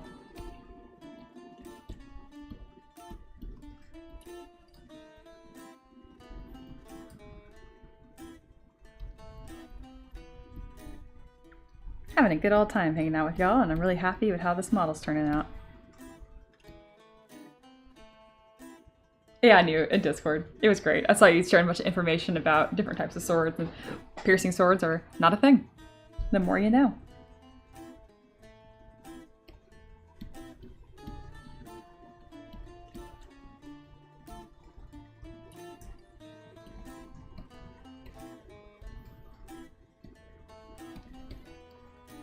So from this shape, maybe it'd be fun to just like immediately jump to a detail brush to find out where those like interesting pieces are. I don't usually do that, but I don't know. I'm kind of on a roll of trying things that are just a little bit different than what I normally do. So in addition to like the statues I watched inspiring that, I've been watching more videos on YouTube of people like just not like a tutorial, but they just share like a speed sculpt, and then I just pause it periodically and I try to sculpt what they sculpted in the way they sculpted it, and I never do that. And that's been really interesting and really helpful too. Because crazy thought, I approach things the way that I would approach things. So it's good for me to see how other people would approach things and then try to be them. And then I end up with kind of like this hybrid of techniques, and that's been really cool. And what's funny is some of these techniques that I have been trying out over the last week or so, they're more common than what the weird way I kind of just made up. A really common way of starting a head sculpt is, there we go, is doing like this wedge cutout. I think I shared this on stream yesterday. If I didn't, I'll show you. I did a head practice from scratch, and mind you, it's not incredible, but it was just something. I don't really ever sculpt from a sphere. Anyway, it's you cut this wedge out. Very, very common method of sculpting a head. Inexplicably, I have never done it. Because I don't really sculpt heads from scratch very often. I don't have a point for doing it. I think this is done with the iPad beta. Yes, it was. No, there's nothing secret in here. This is fine. This is fine. Okay.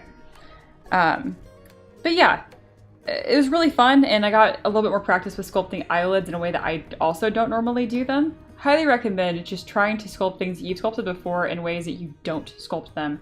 Whether that, my blood pressure keeps popping up. Anyway, whether that means in a different order or just in a different manner, it's so important. So I've been doing these like 30 to 45 minute practice sessions as often as I can, which is really only once or twice a week. But hey, that's a lot better than 0. Again, highly, highly recommend it. Sometimes I get overwhelmed with how much I know I want to learn. And you gotta remind yourself that you're just not on a timeline. And if you are, it's a timeline that you made up. So I have to remind myself, it's not like, gosh, if you don't know how to sculpt this thing by this date, nothing changes. I just get excited about stuff and I'm like, I want to do my very best right now, you know?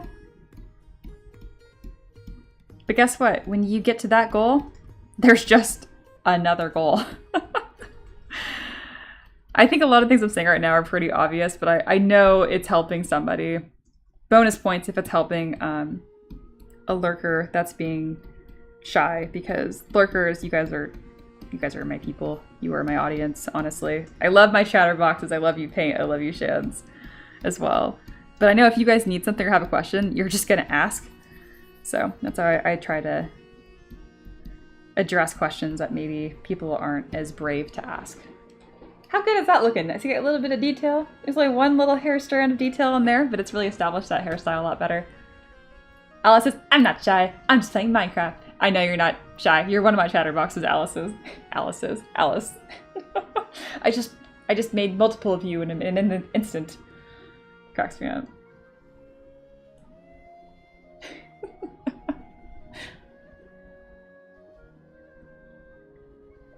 All right. I have pings in Discord. That is Paint with lots of good information, and then what is happening in general. Oh my gosh, Catfish. Shut up. That is true though. They are always judging. All right. Ooh, really cool hack space that Hack and Slash made. ZBrush questions. That's all good. Talking about painting and question of the day.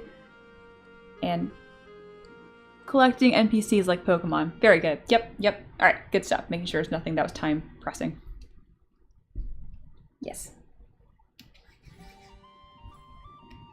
Like a peasant Voltron.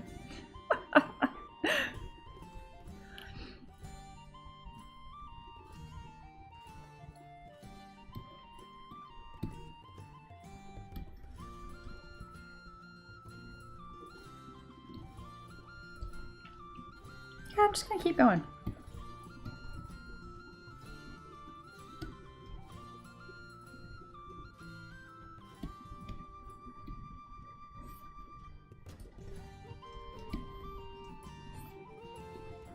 I can't wait to be in trouble after the stream.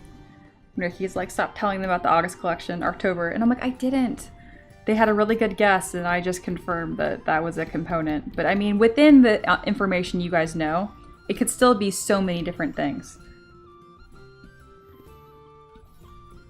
Tell me that you don't know anything for the October collection, so I can prevent myself from getting in trouble after stream.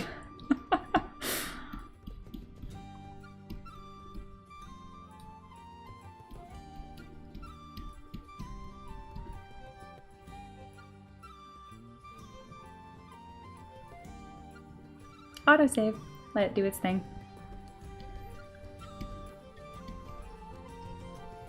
So what I'm doing at this point is I made a single section that looked good, and then I'm just duplicating it and moving it over. It really is just that simple.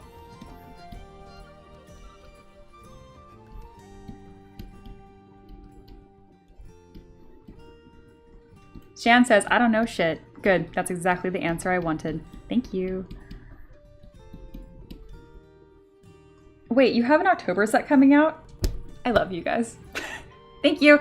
I'm gonna use this as, I'm gonna screenshot these, and then I have evidence for later when Ricky is mad at me. What do I know? You guys are great. I'm screenshotting all of these. Perfect, perfect, perfect. You guys are the best. Good. That's exactly what I needed.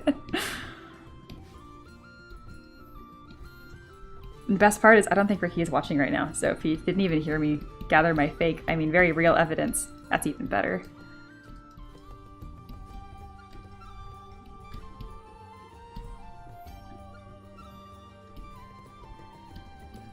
I don't know what it is about putting a couple strands of hair over your character's face and suddenly they're like 18% hotter. I don't know what that is. Maybe it is the remnants of the scene kid I never was.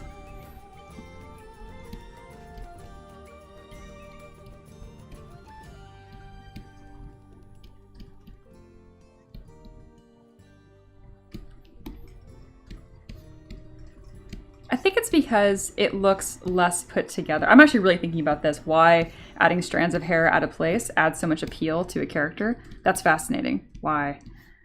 I don't know. I guess it makes it look more lived in. Maybe that, I mean, the same reason why I love adding like little scratches and tears and imperfections to armor. Okay. Huh. I wonder how many other ways I can add that to a character. Scars. Any asymmetry. Okay. Yeah. No, this is a consistent thing. Fascinating. I do think I want to add like a ruffle shirt under this, so I'm going to duplicate this color so I can use it again. Apply. I'm going to insert an edge loop and then extrude this really dainty little trim piece, just like so. Now I'll take that duplicated version that I had because I have plans for this. I feel like I can Dynamesh this and then do something with it. Yeah. There. I have this underlayer. I'm going to make it a little bit smaller. I now have this piece, and I can just have this kind of poking out, and I'll make it a ruffly or something.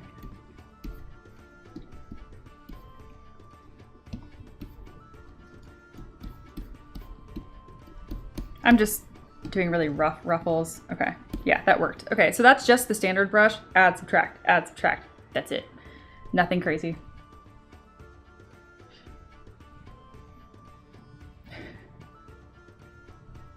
The first rule of Sculpting Club is you don't talk about the October release. Oh my gosh, I'm gonna put that in tab quotes in the Discord. You were my favorite today. Yep, that's now in the Discord. Incredible. Thank you.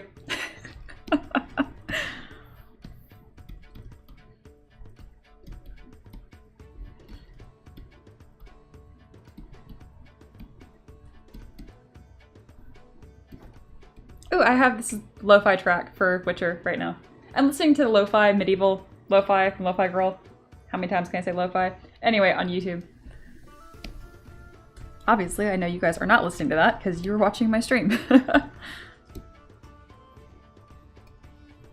Alright, let's get rid of this. There's this. I'm gonna merge down the beginnings of this new hairstyle that I tried out. And it looks 1,000 times better.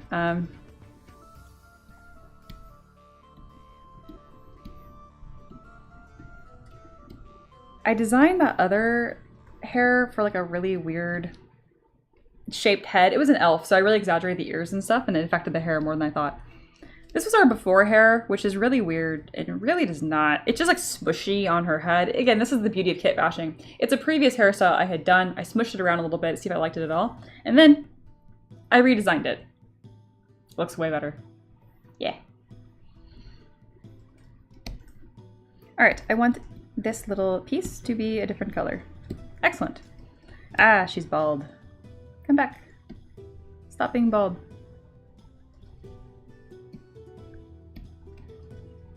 Perfect.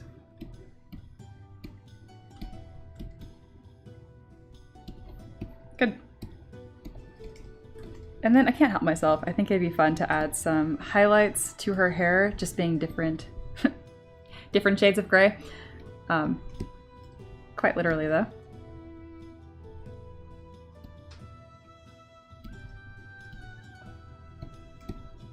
This is very, very subtle. I just love having a little bit of variation. Cool. Paint says, I have found that the more I get better at ZBrush, the better I am in real life sculpting with green stuff. Oh, that makes me so happy. Good, good. That's how I know that you're really understanding stuff. Excellent, excellent. Because it should transfer over. And you bring up a great point, Paint. That's exactly why I harp over and over again. Like, your brushes aren't as important as you think. Neither is the software that you're using. But if you don't like the software you're using, you're not going to get anything done. I don't know if you guys missed it, but I had someone ask last week whether or not they should pay for ZBrush or if they could keep using Blender. And I was very transparent. I was like, obviously, ZBrush is my one true love because I like sculpting in it. That's the biggest thing. I like the way that it feels. I've tried Blender, I've tried Nomad. Nomad's much closer, but I still like ZBrush the most as far as the actual feel of sculpting. And I just was very point blank with them. I was like, not thinking about money, what software, what tool, ZBrush or Blender, would make you excited to sculpt and excited to work and get stuff done? And I said, I bet you could do either. And they like disappeared for the chat for like 5-10 minutes, and they came back and they were like, sigh. I'm gonna renew my ZBrush subscription. And I get that, you know, like if you know that answer for yourself, that's all you need to know. And I always joke about that I don't like Blender and I objectively think that I'm wrong. I just don't enjoy using it, but it's not a good take that I dislike it. It's just, I just don't like using it. It's like, you could be the world's sweetest peach, but maybe I don't like peaches. Same kind of thing. Yeah, where do you get green stuff from? Do you just order it off of Amazon? I've never used it before, which makes sense because I don't need to fix stuff up because I just print in one piece. And I'm not building kits like from Warhammer. But I still think it'd be fun to try using green stuff.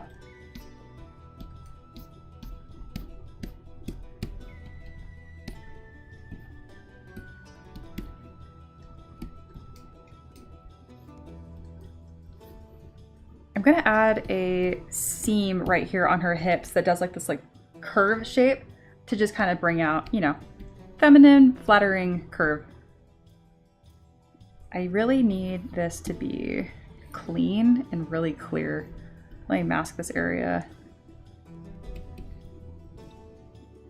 I don't want to do more polys. I don't think I need to. I just need to be careful with the brush. Yeah, that was about as sharp as I wanted it to be. That's fine. Good. About this top piece, what can I do with you? What can I put on this that I would like? We're doing the thing. We're adding some of these finer details. These are more like secondary, but anyway, finer details, and these are what get all the credit for how the model looks so good. But this isn't the important part. Everything else we did was so much more important than this. And the reason why I say that is because if this shape didn't look good, it doesn't matter what stitch I put on it. It's just gonna look stupid still. Get that base shape down. Make that look as good as you can. That's where the magic's at. Ah, go away. Color on my slash brush that I don't want. How does that... What if I do like this weird double layer thing? Yeah, I kind of like it. I kind of like that. It's not what I intended for, but I had a feeling I would kind of like it.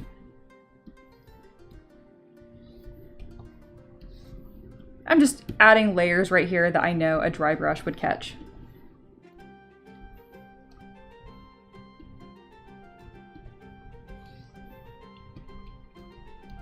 It's the same way that I emphasize the curve of her hips. I'm also, or not hips, her thighs. I'm emphasizing the curve of her chest.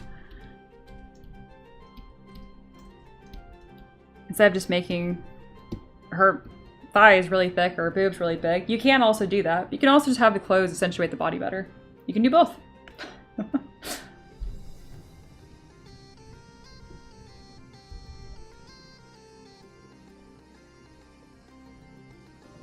She looks pretty awesome though.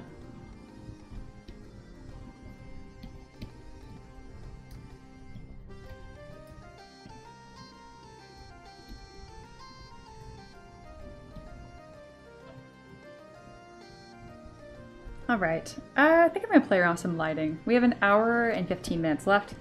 Amazing. I can still get a lot done in that time.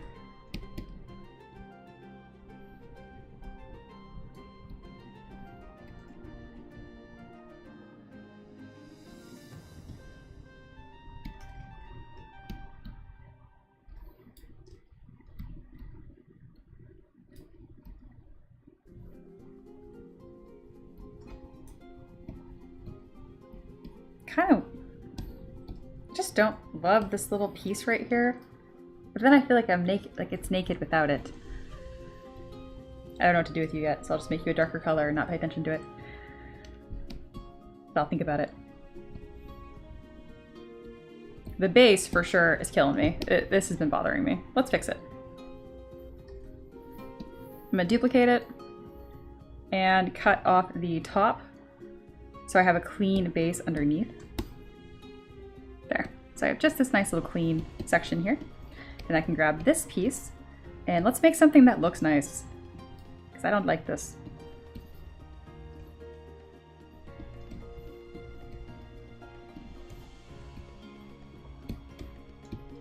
There we go. Fill poly paint. All right, let's make a nice base. I just want something with a little bit more variety. It just looked really stiff. It was an old base. Again, something that I kit bash and then immediately wanted to sculpt over. Very common. Adding a little bit of variation to height by kind of scribbling around with a clay brush. And now I'm going to squash that a little bit. That's what makes it more friendly for minis and painting. There we are. You do need to show off your kit bashes lately. Do it. Ah, good. Chance is eaten. Life is better. If Color Limp fixes it, could it be the painter's problem? Oh, for the base? I just don't like it. I didn't like the textures on it.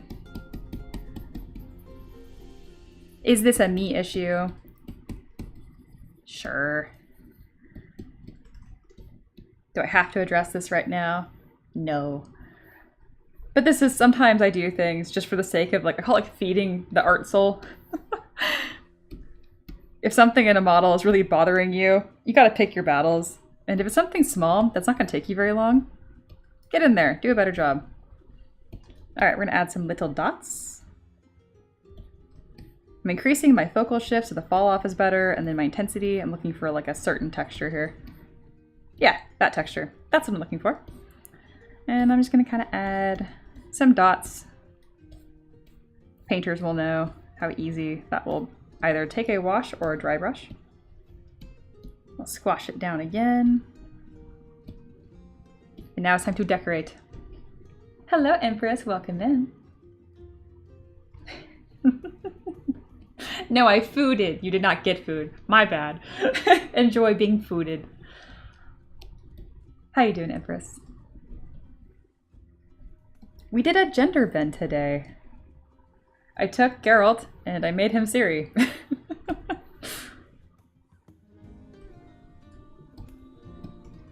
Gonna add some grass.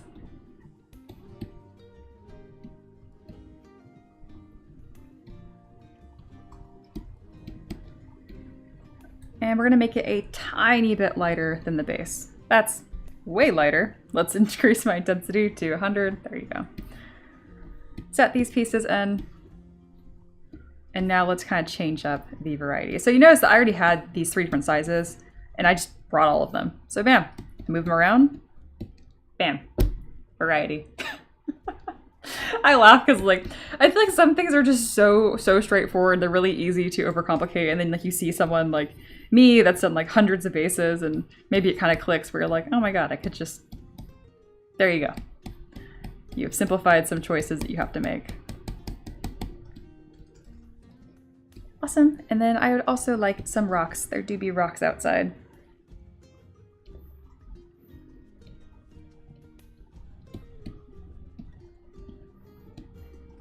How is everyone? We are doing so good. I started off talking about mentorship and it kind of went crazy and a bunch of people signed up and I'm super excited to get everyone started after the stream. Empress, I think you saw that. Make sure to post any questions that you have. Because you were, I don't know if you have access to that Patreon post, but if you don't, just DM me and I'll add them there. Also, I can fix that, Empress. I need to look and see how many months you have left and I can gift you that many memberships for free on Patreon so you have access to everything just like the other students. Just like the others. Something about that was really funny. When Mia makes something in 2 seconds, that takes me 5 days. That's why I was laughing, because I just know it's like when you see it and you're like, oh my God, it could be that simple. Yeah. Yeah. So what I did, in case any of you guys missed it, is I had this little base here, I made a new one. But the big one was I brought in this grass chunk and I made nice pieces of grass and I made 3 of them. And this is what I bring in whenever I want to decorate a base with grass. I color it, I drop them down, and then I just move them. That's it.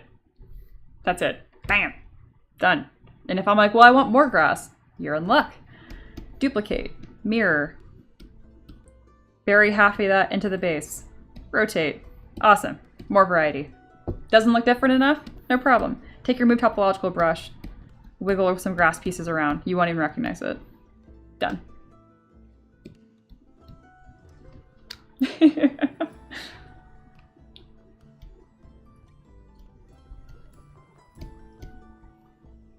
And there we go. Yeah, not a problem, Dragon. They're working on you for that sub. I do have an ads manager. I can finally kind of like mess with that, but I can't stop the frequency. I only can kind of start when they happen. But I'm gonna start lining them up with my breaks, which I'm gonna take a break soon to eat a sandwich.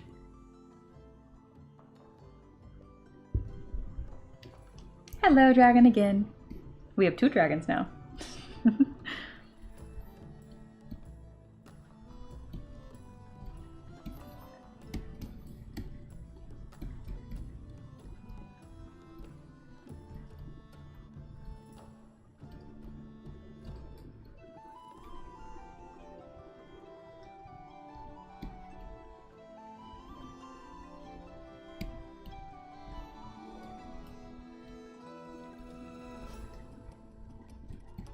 All right, students that have been active today, I have some homework for you right now.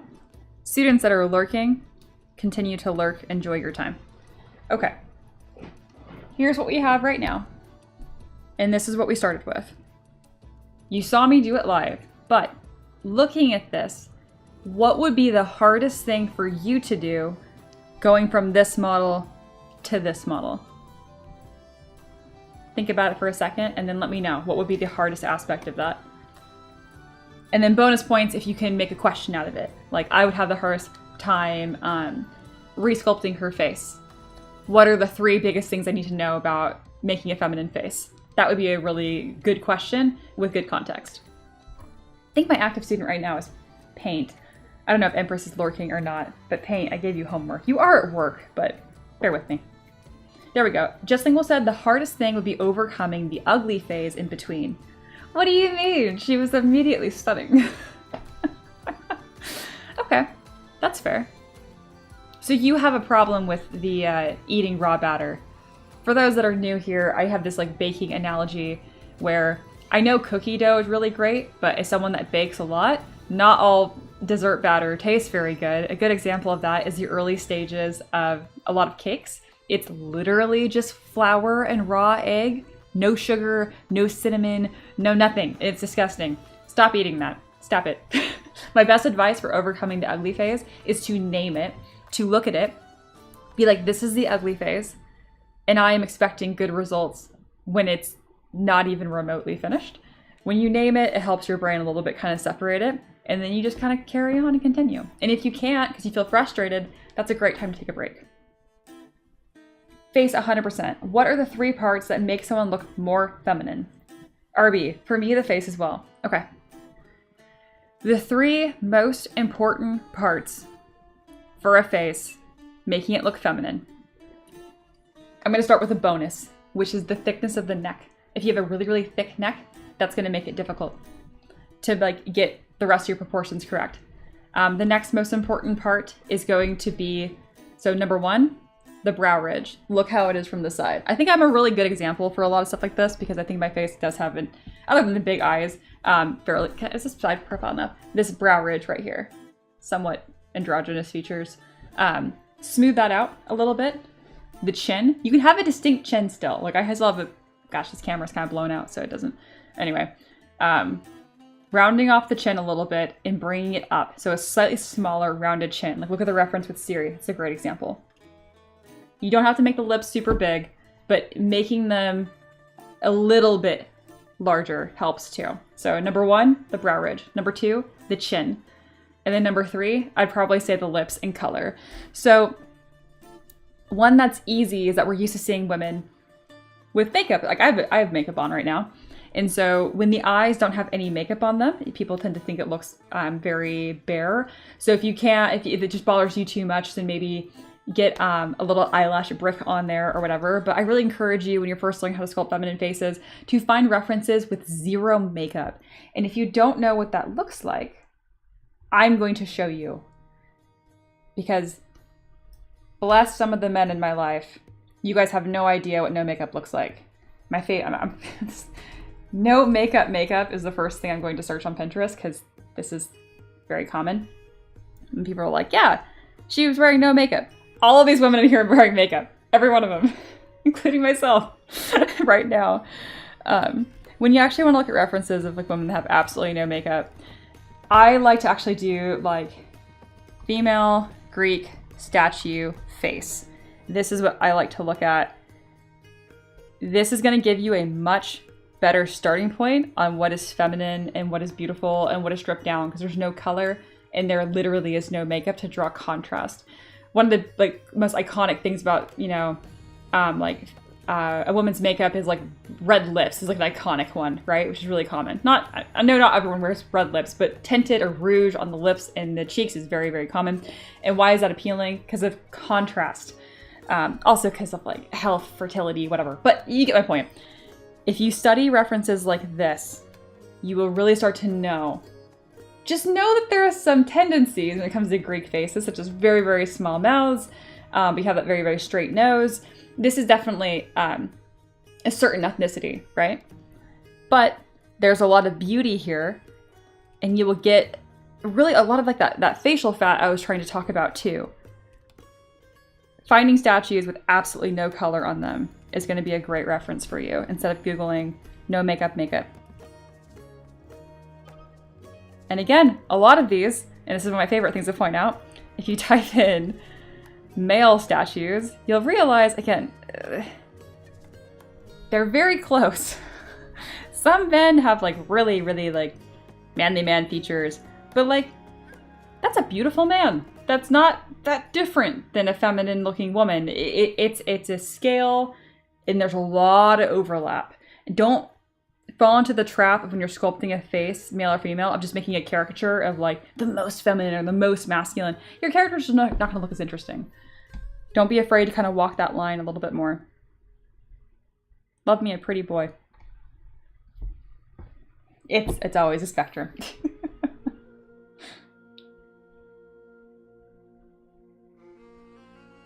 Wheeze. I hope that helped. I talked a lot. I use that as a springboard, but to boil it down, smaller chin, shave off the brow bone, and I'm going to say add more fat to the face. Those are the big 3. Yeah. Absolutely.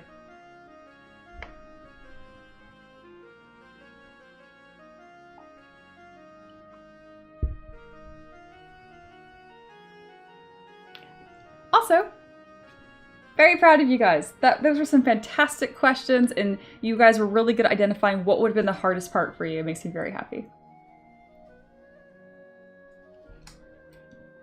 Because I still made her look pretty masculine, right?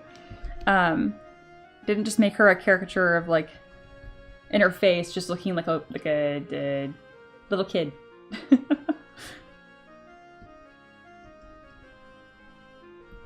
Her like torso is so long. I would like her to be a little bit more leggy.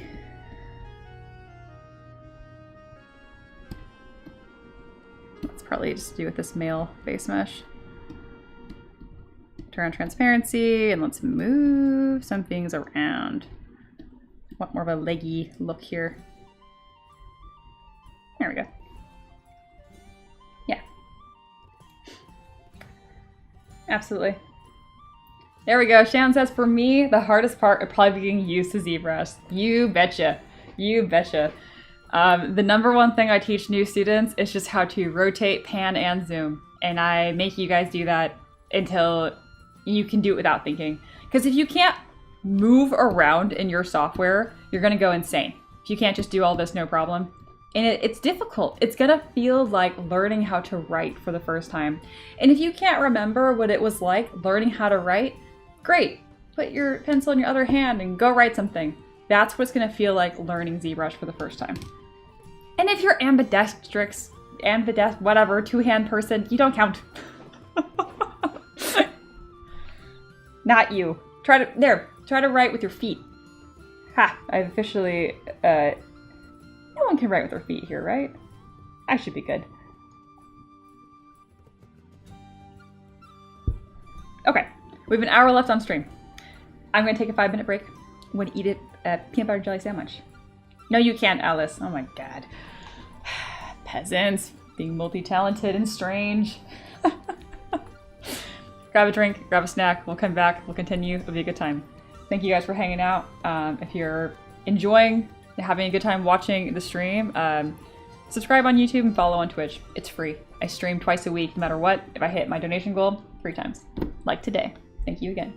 Okay, I'll be back in 5 minutes.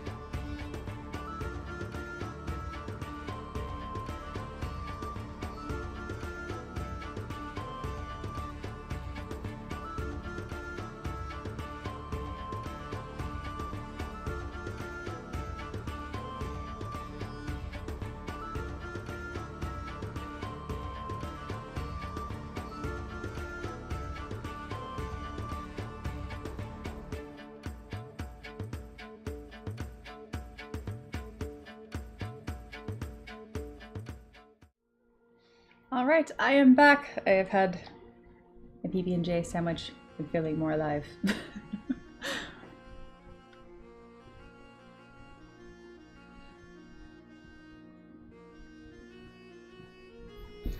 All right, well, just taking a moment to really look at and think about this model. A lot of pieces, a lot of aspects that I like. And I'm now starting to think more about like spot the difference. So I'm looking at obviously this AAA, absolutely gorgeous reference we have on the left. And though my design has a lot of differences, what can I do to take my art to the next level? There is a sharpness in the fabric folds that I don't have. I have a lot of components. I have good readability. And this, I'm just saying this like stream of consciousness out loud because I feel like it'll help you guys too to see how I analyze it too. She has more like jeweled stuff that I like that belt's really cool. I don't really have anything that's that high of detail. I kind of do with the stitching a little bit. Ooh, did Dragon do a little sketch? I see a little goblet, little bowl or something. Cool, cool, cool. Something has gone wrong. What has gone wrong? Where? Here? Oh, that was a head a bit ago. Oh. There has been an accident. But let's see. I would say it's just, if I zoom out, my model has the shape hierarchy in all pieces, but each piece of the model doesn't have as clear of shape hierarchy and forms. Like my belt doesn't have tertiary forms, which is interesting. I can think about that. That would be something I could do to level that up. Doesn't mean I'm going to right now, but I'm trying to get these thoughts and ask these questions and see what the difference is to not just show my students, but because I want to get better. I always want to get better, you know? So I'm trying to think what that would look like. For the purpose of my job and what I do, some of these things I'm wanting to push wouldn't show up on a mini, but I don't necessarily care. Yeah. Dragon said, I assume one of the tools I use works in a way I don't understand. Very, very, very common. Absolutely. I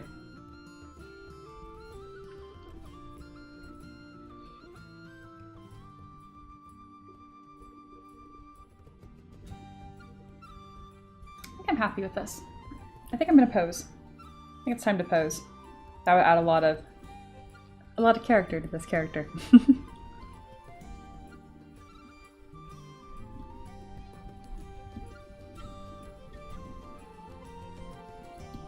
So what a ways. This man has become a manly man who has become a woman. If you were just joining and you missed this stream and yesterday's stream, there you go.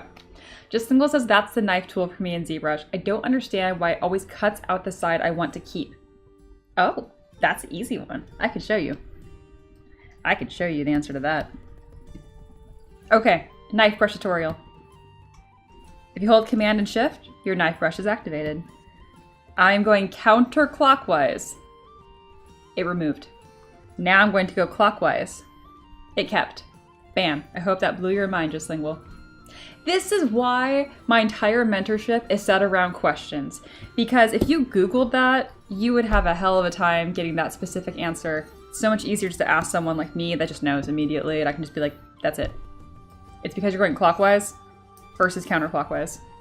When you go counter, you keep. Counter, keep. Just like, well, what the bull crap? Yeah, I knew you'd be like, what? That's insane. There you go. Also, I'm actually so baffled. I'm so glad that you voiced that. So, counterpoint, if you're not great at asking good questions, you can just do statements like, I don't understand why this happens. That's still pretty good. That's still better than a broad, bad question. I only think bad questions are unspecific questions. Like, how do I learn anatomy? Don't drive me crazy. Anatomy of what? A lion? A dog? A human? A dragon? You know what I mean? And then what part of that? Like, it's just too broad of a question. It's not actionable. It's a good direction, though. Broad questions are great directions. Yeah. Yeah. Well, I'm glad I helped you. Just lingual. Everybody's laughing at you. Oh gosh. What is a computer? I'm not qualified to answer that.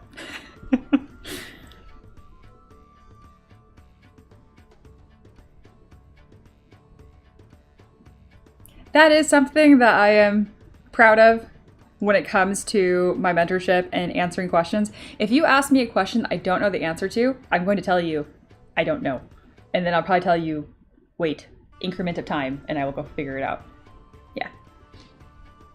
Can you eat it? Is it cake? I don't know. All right. Let me put on polyskin. Okay, this model with polyskin looks like a lot better. To me, this looks way better than the color I have. Why is my color so bad? That's not a good question, that's a direction. Well, maybe it's not the color, maybe it's the lighting. Let's mess with lighting a little bit. Even that looks more interesting. All right, so I love matte caps because they have shadows baked in and that's delicious. But the shadows are baked in. So when I change my lighting, it doesn't change anything as far as I understand. So I like doing skin shade and then messing with lighting here. I like to have one big bright light kind of right in the middle, and then I have a warmer light that's off to the side. Let's see if I can get some better results here. I don't want to have it too blown out, but some brightness helps. Oh, that's nice. Okay, it's a little too bright, but I can just go to my main light here and reduce the intensity because I like the colored light a lot.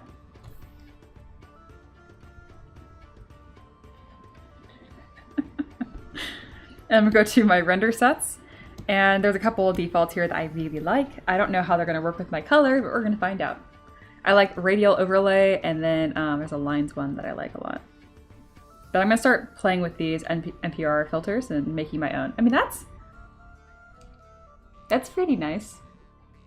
Oh, I like that actually. Ooh, what in the confidence boost? I was so unimpressed with this a second ago.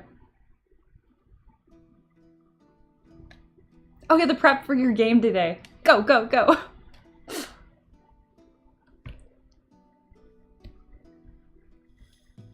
Let's do another render set.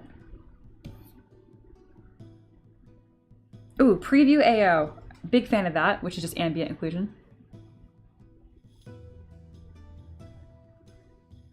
It's nice, but I'm not as wowed. But it is nice. I like dramatic lighting. This is why I don't do the renders for our business, because everything's too extreme, and all gets kind of blown out. All right, I would like more shadows. Just increasing the ambient occlusion helps, but does make her face look a little bit dirty. It's cool though. The fancy renders you see for like my marketing material in my business, I don't do in ZBrush, I do them in Blender. Just so you know. I will say the super heavy intensity ambient occlusion is kind of cool. It reminds me of Darkest Dungeon.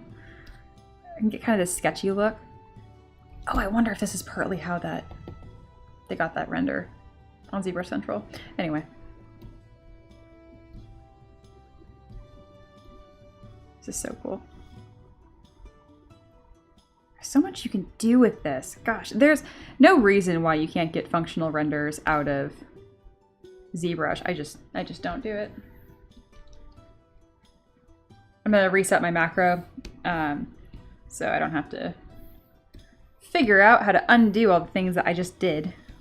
But I am gonna increase the intensity slightly and then mess with the lighting again.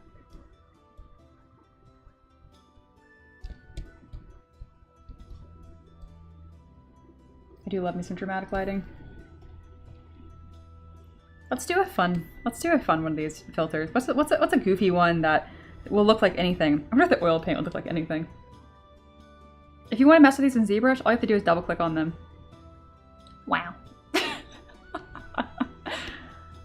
There's so many fun things in here that I've played with before. I've just never really found like a purpose for them, but I also haven't thought about it too much. I don't like that one. Let's do another one. If you guys haven't played with this, you've gotta.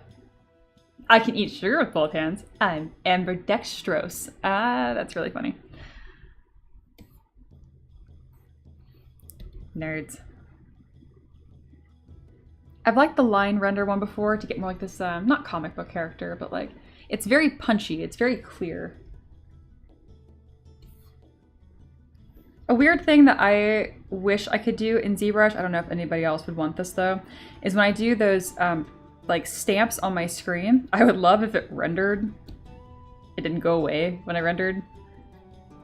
It's kind of a silly want.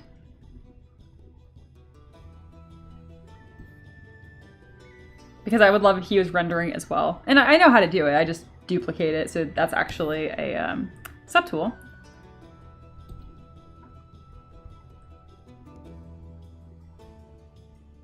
I don't like that one. Yeah, my favorites are still just the two that I use all the time, but I really should play with making my own. I definitely will. I'm probably actually in the sinister. I never know where you're gonna comment, Alice. It cracked me up. You're everywhere. I wonder if I could get a third light in here. That would be nice. So I love that I have like my main fill light. That's good. And I have this warm light.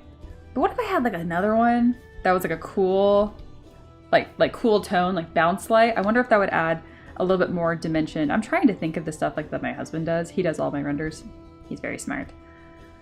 And then maybe just like a little cool light would do something. I feel like that made no difference, but it's here now.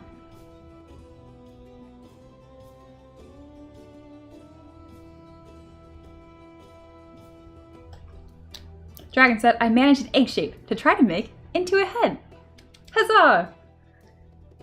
Are you just winging it, or are you following like someone's sculpt along?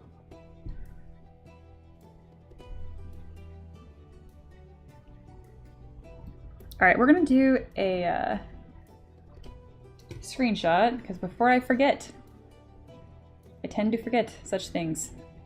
Let's scoop this off of my stream. All right, everybody. Smile. Nice. Winging it, because few people are using the free version. You don't need the paid version. This head tutorial that I did, this one, I did this in the free version. I think. It doesn't matter. I know I could. I only use like 2 brushes in Dynamesh. I can send you the video that I used for that. Ooh, yeah, yeah. The only thing about the free version that hurts my soul is I don't have damn standard. I love damn standard. That is like my soul. But other than that, you still don't need it. If you were to show me a brush in ZBrush that you wish that you had, and I can show you how to make a version of it in the free version.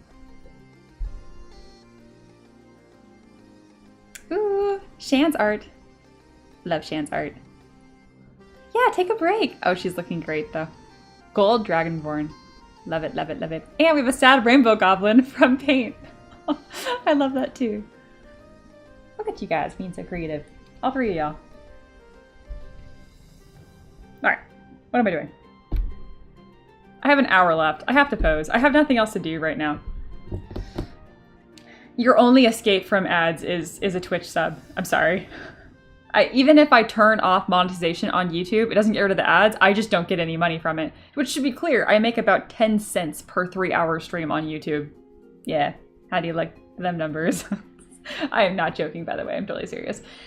Except, I mean, today RB bought a bunch of memberships, so thank you.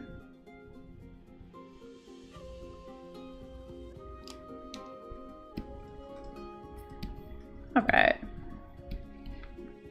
It does look a little hazy. It is cool though. What do you want to do, Mia? I want to pose. Okay. Go do that. Go pose.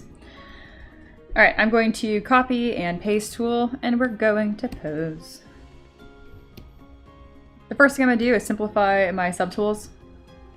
Not because ZBrush can't handle it, but because they're going to become polygroups. And I don't want to have to re-polygroup everything when I'm in Transpose Master. And if you're thinking, what is Transpose Master?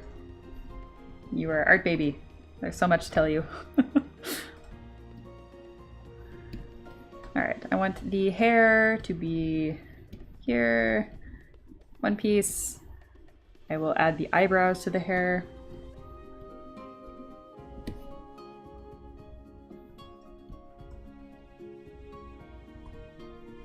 There we go.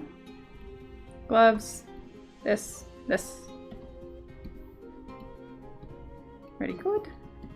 Just marching down any little pieces because there's no reason to have 3 different subtools for these little belts and bits and bobs. They just need to be one piece. That's good, good, good, good, good. That can be the same piece. Excellent. Oh yeah, I have 2 bodies. I definitely don't need 2 bodies. Goodbye, Blob Siri. All right, next thing I'm gonna do is click on all low, which means I'm gonna put all of these on the low subdivision level. I'm gonna just skate through here and make sure nothing is like crazy high. Like if this is 100,000 points, does this need to be 100,000 points? It does not. So what I'm going to do is decimate it, but I want to keep my poly paint. So I will go to Decimation Master once I find it. Why is this not alphabetical? It's just inexplicably odd to me. I should bring that up. Maybe there's a reason for it. I just don't understand. Okay, Decimation Master using Heat Poly Paint. I have to not be awkward and shy. I actually have people I can ask these questions to. 1 second. I'm writing stuff down that I can then bring out later in a meeting because I'm going to be brave. I'm going to talk. Where's my pen? Well, I don't have a pen. So wait, there's got to be a single pen in this whole room. All right, I found one. Sorry. Brief interlude. Why not ABC order? Which I need to look at the new version of ZBrush. I still don't have ZBrush 2026. I also need to ask them about that. Oh, Mia, this is part of it. Don't be weird. Ask questions. Okay, cool. Wrote notes. I will do it now. Save the boot as an asset. That's where it came from. I already did. Yeah. What was the head tutorial you were following? Yeah, let me get you for it. You can finish the Gricklin Darter if you don't know what else to do. I actually talked about that today, Ricky. Add to library. Already part of that library. Okay. Sounds good, Shams. It was so good having you in a stream again. I missed you. I did.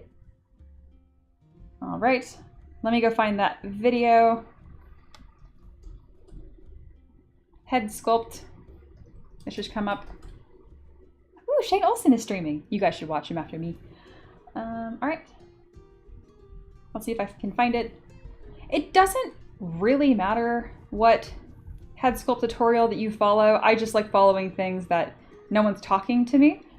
I am not a great listening student at times. I do best when I can just watch something like this, watch it for a little bit, try my best, do it wrong, identify, really? Ads. Identify what I did wrong. It's like adception right now. I won't do that to you. Anyway, identify what I did wrong and then try to apply it. And if I get really, really stuck, I don't know, I guess I don't really have other artists I ask for help for. I should do that. Okay. Sounds good, RV. So good seeing you again. Get some good sleep. See you next stream. Have a great night. Sleep good. There's that video I was watching yesterday. Type their name in YouTube chat so I can go on afterwards. That is Shane Olsen on the Maxon channel. You're very welcome.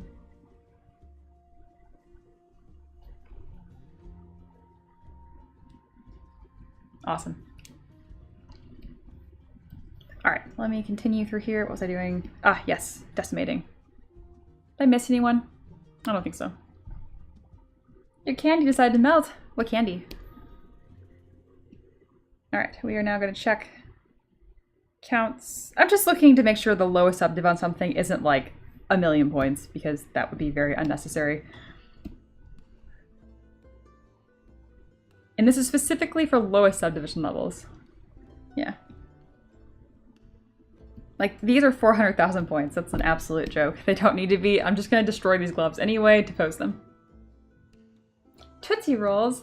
Sad. They do that.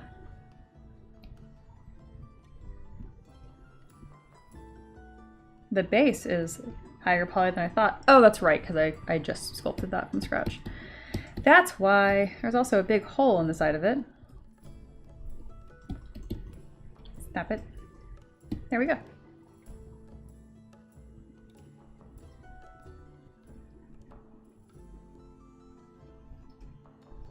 Excellent. This. What is 400,000 points? Oh, her hair. That makes sense, and I kind of don't want to change that. I will leave it, and Transpose Master will just have to deal and be good. Transpose Master is pretty good to me.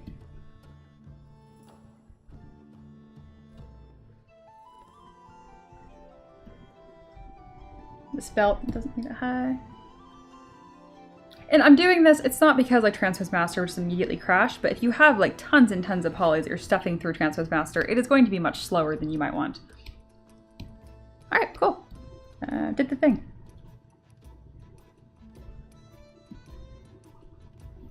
Gonna delete this and copy and paste this tool again, and then resave the CPR with all of my pieces in it. Nice. Did I mention that I licked my way to the stem of the pop? It took me 2,577 licks. Most people I would just laugh. But with you, I'm like, you counted, didn't you? You really did that. That's incredible.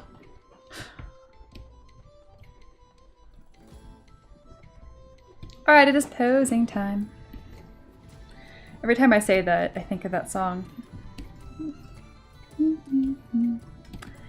Alright, go away. I don't need this piece. Why are you behaving like this? Oh yes, this is something that I'm really, really curious if it's an issue in a new version of ZBrush, and if it is, I can tell them. When I change my selection brush, my Command Shift 1, and I click on stuff, it will it will hide poly loop sometimes instead of the piece. It's so weird. And it's not like I'm clicking and dragging, because that's a whole other thing. Anyway, I bet that's a bug that got fixed. I need to stop living in ancient land. Okay. Great, we have this piece, and it's time to go to Transpose Master. C plugin. Transpose Master. T-pose mesh. We got 30 minutes left. I'm gonna do a little speed pose. Remember, when you're posing a character, you must look at your character again like it's the beginning, which what I'm trying to say is brace yourself, it will have an ugly face again. It's okay. Don't freak out. One of the first things I like to do is to mask all of my limbs in pieces that will move like a limb. Stop. There we go. Body, symmetry, grab these arms. Great, all of that's masked. Command W, I now have arms when I click on that. Let me fix this brush selection, there. And now I can grab my arms whenever I want. I'm very disappointed that this little piece is gone. Why? We'll fix you. There, I fixed it. All right. Oh, it replaced my stamp. Ah. Another weird glitch that happens occasionally. I need to be writing these down so I can check for all of these in new ZBrush. Okay. Excellent. Now doing the same thing with the legs. Not going to mask her butt. That's separate for what I'm wanting to pose. Grab her body. Same thing right here. Polygroup. And now I can split one leg. And here, do the same. Another. Great, I have all of my limbs. Bonus points, I like to grab the head while I am symmetrical. Did I not have her eyeballs? No. There. Very good. Now we're set. Lots of prep for posing, and then once you're in it, it's just more work. Okay, I have a reference here. And I'm just gonna start from the feet. I'm gonna grab a limb and move it into a rough position. I'm really not picky about details. What's a detail when it comes to a pose? Well, a big movement would be like me raising my arm. A detail would be like me going from this to this. Fingers are details. The bigger the motion, the less detailed the motion is. Yeah. That reminds me of new bad advice. You could turn the entire model into a chisel brush. Triple efficiency as you instantly make entire models at once. I've had people ask me why my asset library isn't an insert mesh brush, the whole thing. And I'm like, there's like 50 pieces here.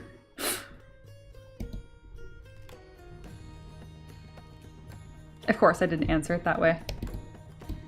It's much nicer. As I generally am.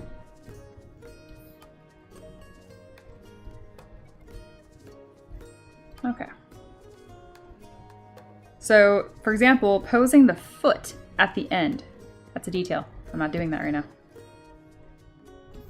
Having her leg straight, though, because I do want the knee kind of to be extended like this. That's a now thing. Cool. I really discourage you guys from doing too much with the move brush until you are more comfortable with how a body moves. Otherwise, you will deform your body hopelessly, and it's very hard to fix. But it's a tool like anything else, so obviously don't be afraid to use the move brush when you're posing. Just don't be like, oh, I'm gonna move her leg. Doink. Don't do that. Not in the beginning. Gosh, I have seen people that are very skilled in ZBrush. They don't have rules. They can do anything they want. I have seen some insane stuff, and I'm like, that's incredible. I love when I see someone that's just knows a lot and is fantastic at what they do, and they do something that is objectively less efficient, but it doesn't matter because their know-how is so extensive that they can just... What I'm trying to say is, like, I've watched someone sculpt a body out of symmetry way better than I could in symmetry. They sculpted a body twice, essentially, and the time took me to do it once. And pose. Oh, it was beautiful. It was just absolutely stunning. And I'm like, wow, I want to be you one day. All right. We have an arm. Posing this arm. I'm not saying all the buttons that I'm clicking. I'm more than happy to share it. I'm just not saying it because it's a lot of buttons. So it's Command-Shift-Click to grab a polygroup, and then make a new polygroup by masking. That's holding Command, and then Command-W. So it's a lot of that over and over and over again, inverting mask, replacing mask. I used to have my keyboard counter thing on screen, and it gave people like a heart attack because it was just spam of buttons. And I'm like, I knew you guys wouldn't like this, but you asked for it, so I did it anyway.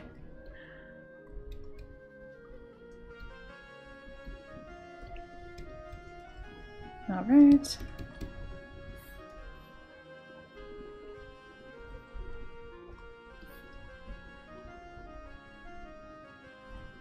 I like to pose completely straight on initially with the hips stacked over the shoulders. That makes for a very stiff pose, but I consider that like a secondary transformation. I'm just moving like a doll initially. I warned you there'd be an ugly phase. And I'm not warning you because I'm like, oh no, it looks bad. I don't care. I know what it's going to look like. I'm just saying that for my students, so when they start to pose, they don't have a heart attack and think that they've ruined their model. You have not. This is just part of it. When you go into the posing stage, it's almost like you're restarting the model again. That's why some people sculpt out of symmetry. They sculpt pose. It's very cool. Not me. I don't do that.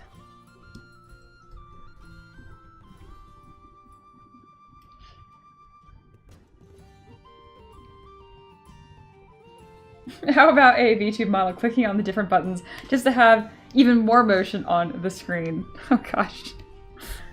No, I think we have enough. That is funny though. All right, we have the rough pose done. Now let's do the secondary pass. And you don't have to pose this way. This is just what makes sense to me. There are very few times that I'll have a student show me something that they do, and I'm just straight up like, don't do that. There's lots and lots of ways to get different things done. All right, so I have the hips masked. I'm going to polygroup that, so now I can grab that whenever I want, and now I can break this symmetry line, like this. And then lean her back a little bit. I'm gonna turn perspective on and off, kind of see what we're doing. It doesn't have to be extreme. And if you're not sure what exactly I'm talking about, here. I'll show you. It's called contrapposto. Contrapasta. Anyway, it just means when you're drawing, you don't want the line. If I draw a line through her like shoulders, so it's kind of like this, and now it's kind of like this. You just don't want them to be completely stacked on each other because it's very, very stiff and awkward. So just like drop a shoulder. That's it. So how am I doing that? I don't know. I'm unclear on what direction I'm going. I think I'm doing this. No. Yes, that is what I'm doing. Anyway, it goes a long way. Just make sure you're not perfectly stacked. It just looks awkward, and you also don't carry yourself like that. It's just not a very natural way to move. And now that I know that, I can exaggerate it even more, so I can lift this hip up and then drop this hip even further. I don't know what's going to be in this hand. Don't ask me, that's a later Mia problem. Something cool over there. Anything else I need to do? Yeah, it's probably time to flatten these feet that look quite strange right now. Did I put these shoes on backwards? Oh god.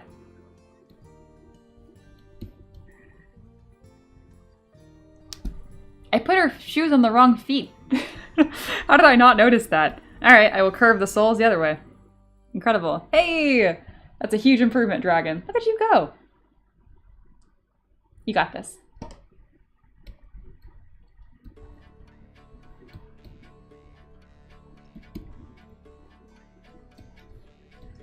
There we go.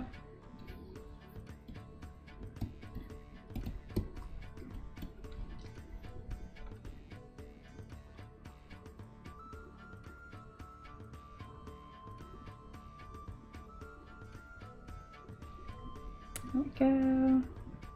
Sweet.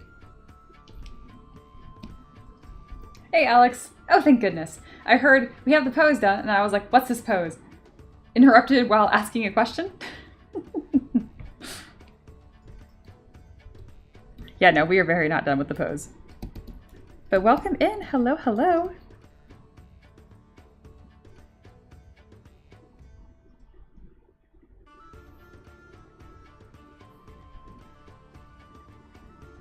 Is Twitch being weird for anyone else? Yeah, what's happening? Weird in what way? Yes, that is very vague. This would be my first time that Twitch has been a problem, then. Twitch has been my good child.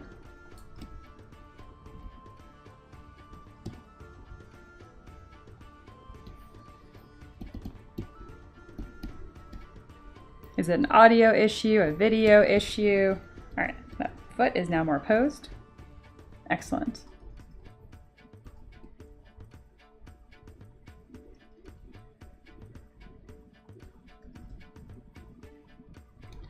Oh, all of Twitch is being weird. It looks like all of Twitch is down. Or something, because I'll blank at the bottom. It's not showing chat or letting me type. Weird.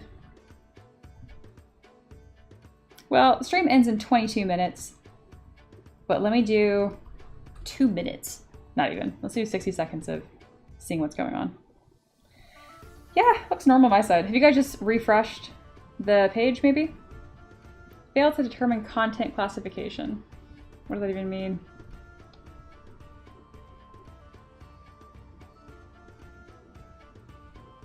Cookie restrictions, temporary API issues. Yeah, stream seems fine. Twitch is probably down due to GTA 6 streams. Ah, that would make sense. That would make sense. Oh wow, yeah, it is all laggy at the bottom. That makes sense. We continue. Show goes on. Oh boy. Oh boy, indeed.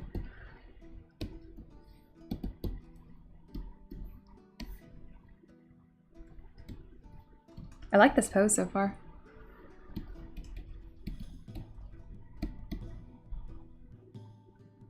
No. GTA 6 isn't out yet, but there is a trailer.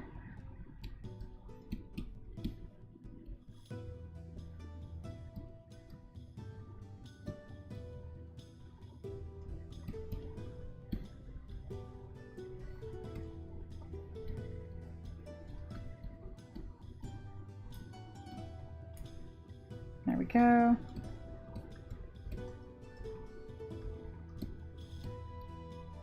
Empress says, same Mia, I was curious. Do you still use your Mesh Mixer or Scale Master to make sure your sculpts are proportional to the base? Yeah, I use Mesh Mixer still, but for the most part, I just have models that are correct that I've measured, and then I reference them based off of that. I do not use Scale Master, but I think I'm going to soon.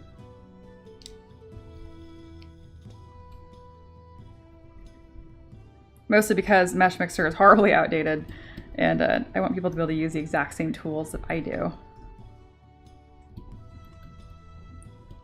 All right, let's move this here. And now, one of my favorite really easy big changes is to rotate the body from the head.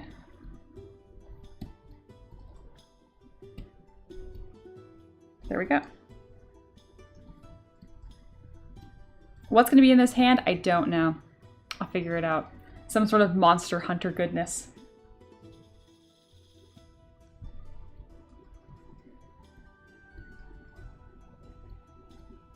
It does have some sass to it.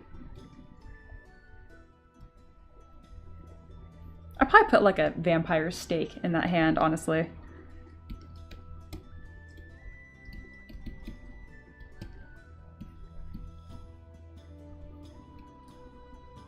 If I was doing that. So I'd be looking more over my shoulder, actually.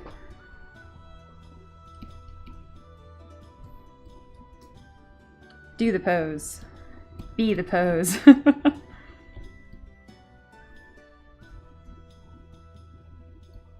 then do I want this way or this way? Oh no, what's in her head? I don't know. It's not affecting my model right now, so that'll be a later problem. Yeah, nondescript holy symbol. Yeah, absolutely. Something along those lines. I will be doing that.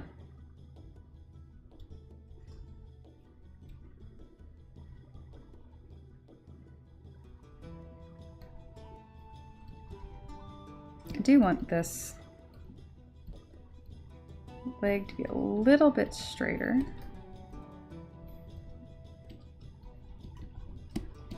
And let's move this arm a little bit. I usually do my poses in 2 passes.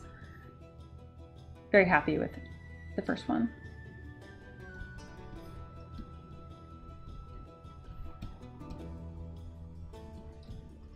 Empress says, because that's what I'm struggling with, scaling. With no base, of course, the model is able to scale to any side without looking weird. However, once on the base, the whole thing gets wonky. Let me try to think what exactly the issue is here, because that shouldn't be the case. If you can scale it to whatever side. If your proportions are correct, you should be fine. I do notice that your heads tend to be on the small side, which is going to make minis especially a bit more difficult. That might be part of your issue.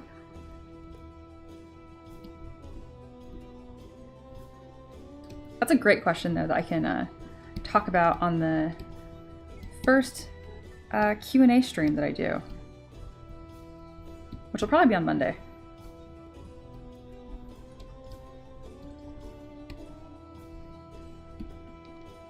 Like a fork.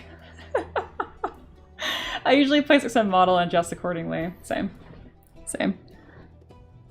Oh no, what's happening? Damn it, this hasn't happened to me in so long.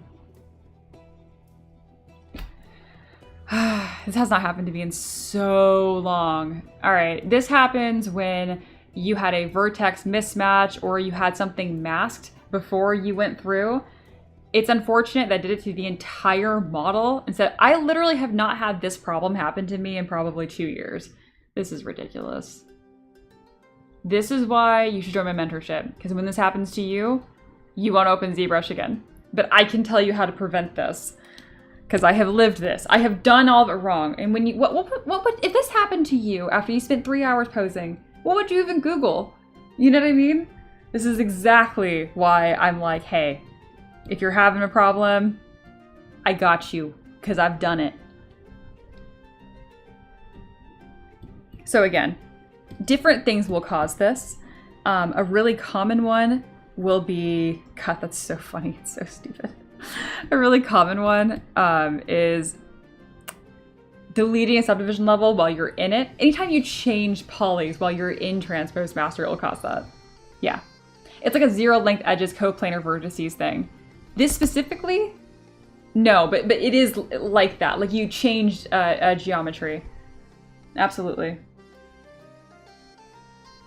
It happened like 9 months ago, I think. We took screenshots. Oh, I can see that. Sometimes I do it. I might have done it on purpose to be funny. Yeah, exactly. But it's like that. Exactly. Exactly. If it feels like I'm being picky on you, Alex, it's just because I literally had a bunch of people join mentorship this, like, right at the end of the stream, and I don't want them freaking out over specific terminology they don't understand. I know what you mean by, like, yeah, a terrible mess from literally nowhere. Yeah. Exactly.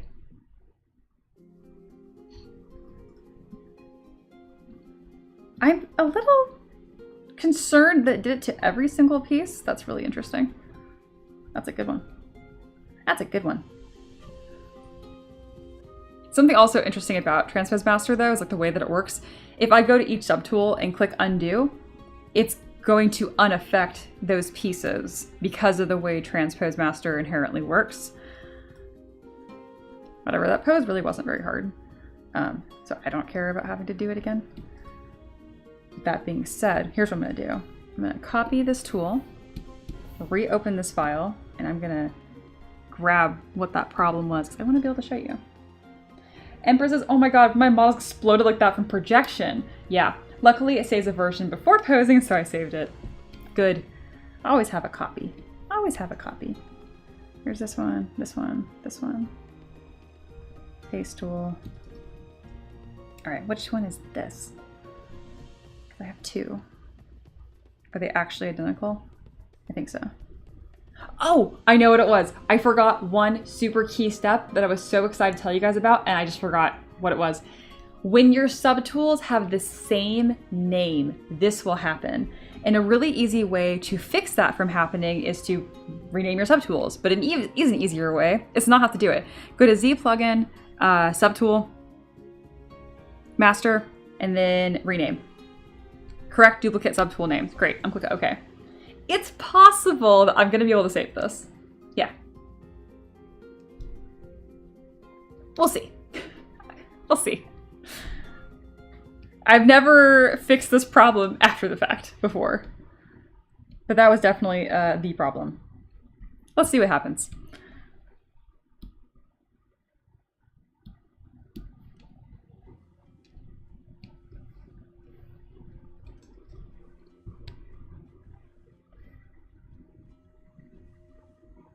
It's not connecting this one from the other one, but I do know how to do that.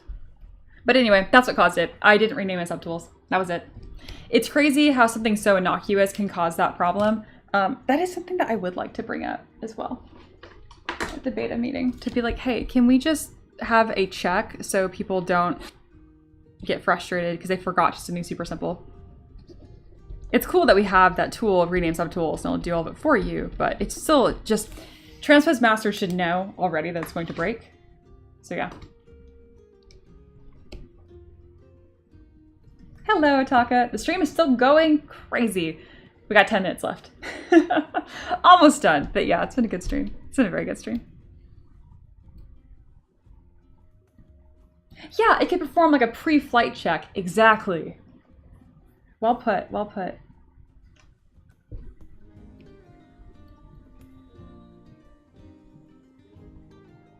Okay, this probably won't work. This would be like really silly. I'm gonna try it. I'm gonna TFO's mesh. And then I'm gonna see what it names that file. Oh, I don't want it with this base though. Wait, no. I'm gonna try to trick it. Because I feel like I might be able to.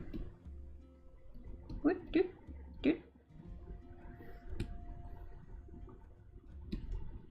see.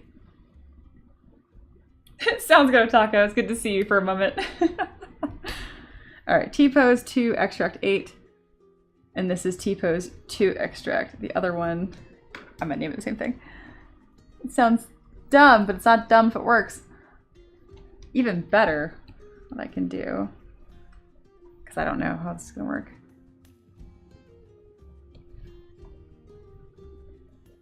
Oh, this has that piece over here. I need to make sure it's absolutely identical before I start. And there's this little funny hair piece right here that I did delete. I'm mad scientisting over here. At this point, it would have just, I could just repose it again, and I will, but I don't know. It'd be cool if I figure it out. Because one of my students is going to do this at some point, I know. So if I could save them, that would be great. All right, rename, copy, rename. Failed to determine classic conjugation. That didn't work. Oh, I'll manually type it in like a peasant.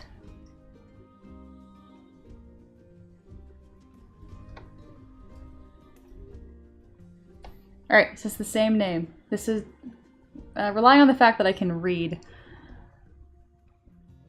Bold of me. All right, this is really janky. It probably won't work, but I'm feeling lucky. Let's see if it worked. Select T-pose mesh. No, it didn't work. Damn it. Oh gosh. Listen, names tricked in unintentionally. Perhaps you discovered a weakness in the monster and can take advantage of it for good. Oh, I know, right? I tried. It didn't work. It recognized it. It knew. It was like, I don't know what this is. And I'm like, no, you don't. You don't know.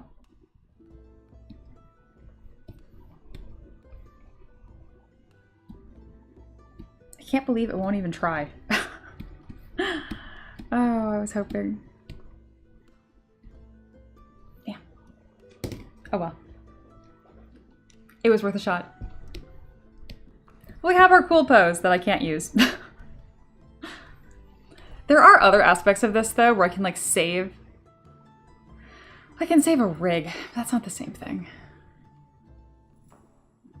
If a T-pose mesh is selected, press this button to save to disk. Oh, okay. Let's see if I can start it. Not recognized. You're not recognized. Please select. Oh, I cry. I feel like I was onto something there. Boo! Right, I boo too. Ah, boo. I boo it too. That's a ridiculous sentence. Oh well, worth a shot. I guess I can spend 15 minutes reposing this again, but not today.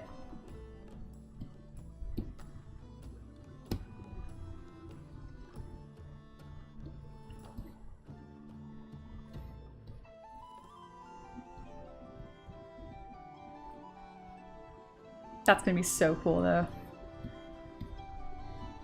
I just can't have it right now, but soon. We're gonna take a new screenshot because this was a really fun little gender bend stream. Very successful. So recap the last 3 days, or 2 days. Wow, I have no concept of time. Yesterday we sculpted a version of Gerald of River Area. And then today we did a female version of that. It's pretty awesome. Alrighty. And another screenshot. Awesome. Sweet. I am gassed. This is a great stream. This is a tiring stream. And guess what? I've got something super cool to show you guys. This just dropped on my Patreon 1 minute ago. Check this out. I am so proud of this freaking model. You guys saw me do some of it on, oh yeah, I can't even send messages on Twitch right now. Anyway, saw me do some of it on stream, I think. Yeah, the concept of it. It just turned out amazing. And guess what? We printed this thing on FDM, which I am really proud of. It's just epic. This is such a crazy piece. There's so much going on with it. You guys helped me design it. And there it is, 28mm scale, printed beautifully. Patrons all have access to this right now. We had a really funny print failure in one of our tests, so share that with y'all too. But yeah, this is painting contest eligible. If you were feeling like a madman, you could get this whole thing going. But yeah, definitely go check that out. I'm super, super proud of it.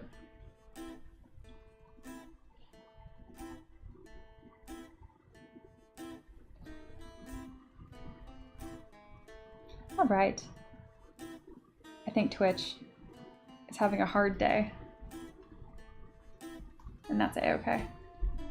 What is even going on? Is my stream even up? Russian lake liver.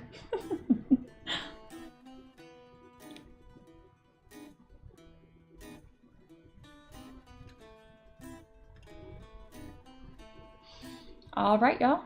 Well, I think that's a wrap. River area has never looked so good. Agreed. Agreed.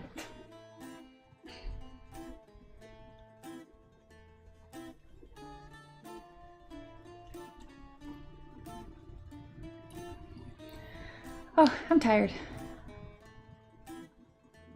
That was a fun stream. Thank you guys for hanging out with me. Appreciate you guys just being here, and I have a bunch of really cool streams planned for tomorrow as well. So, take care, and I'll see y'all next week, okay? Alright, bye!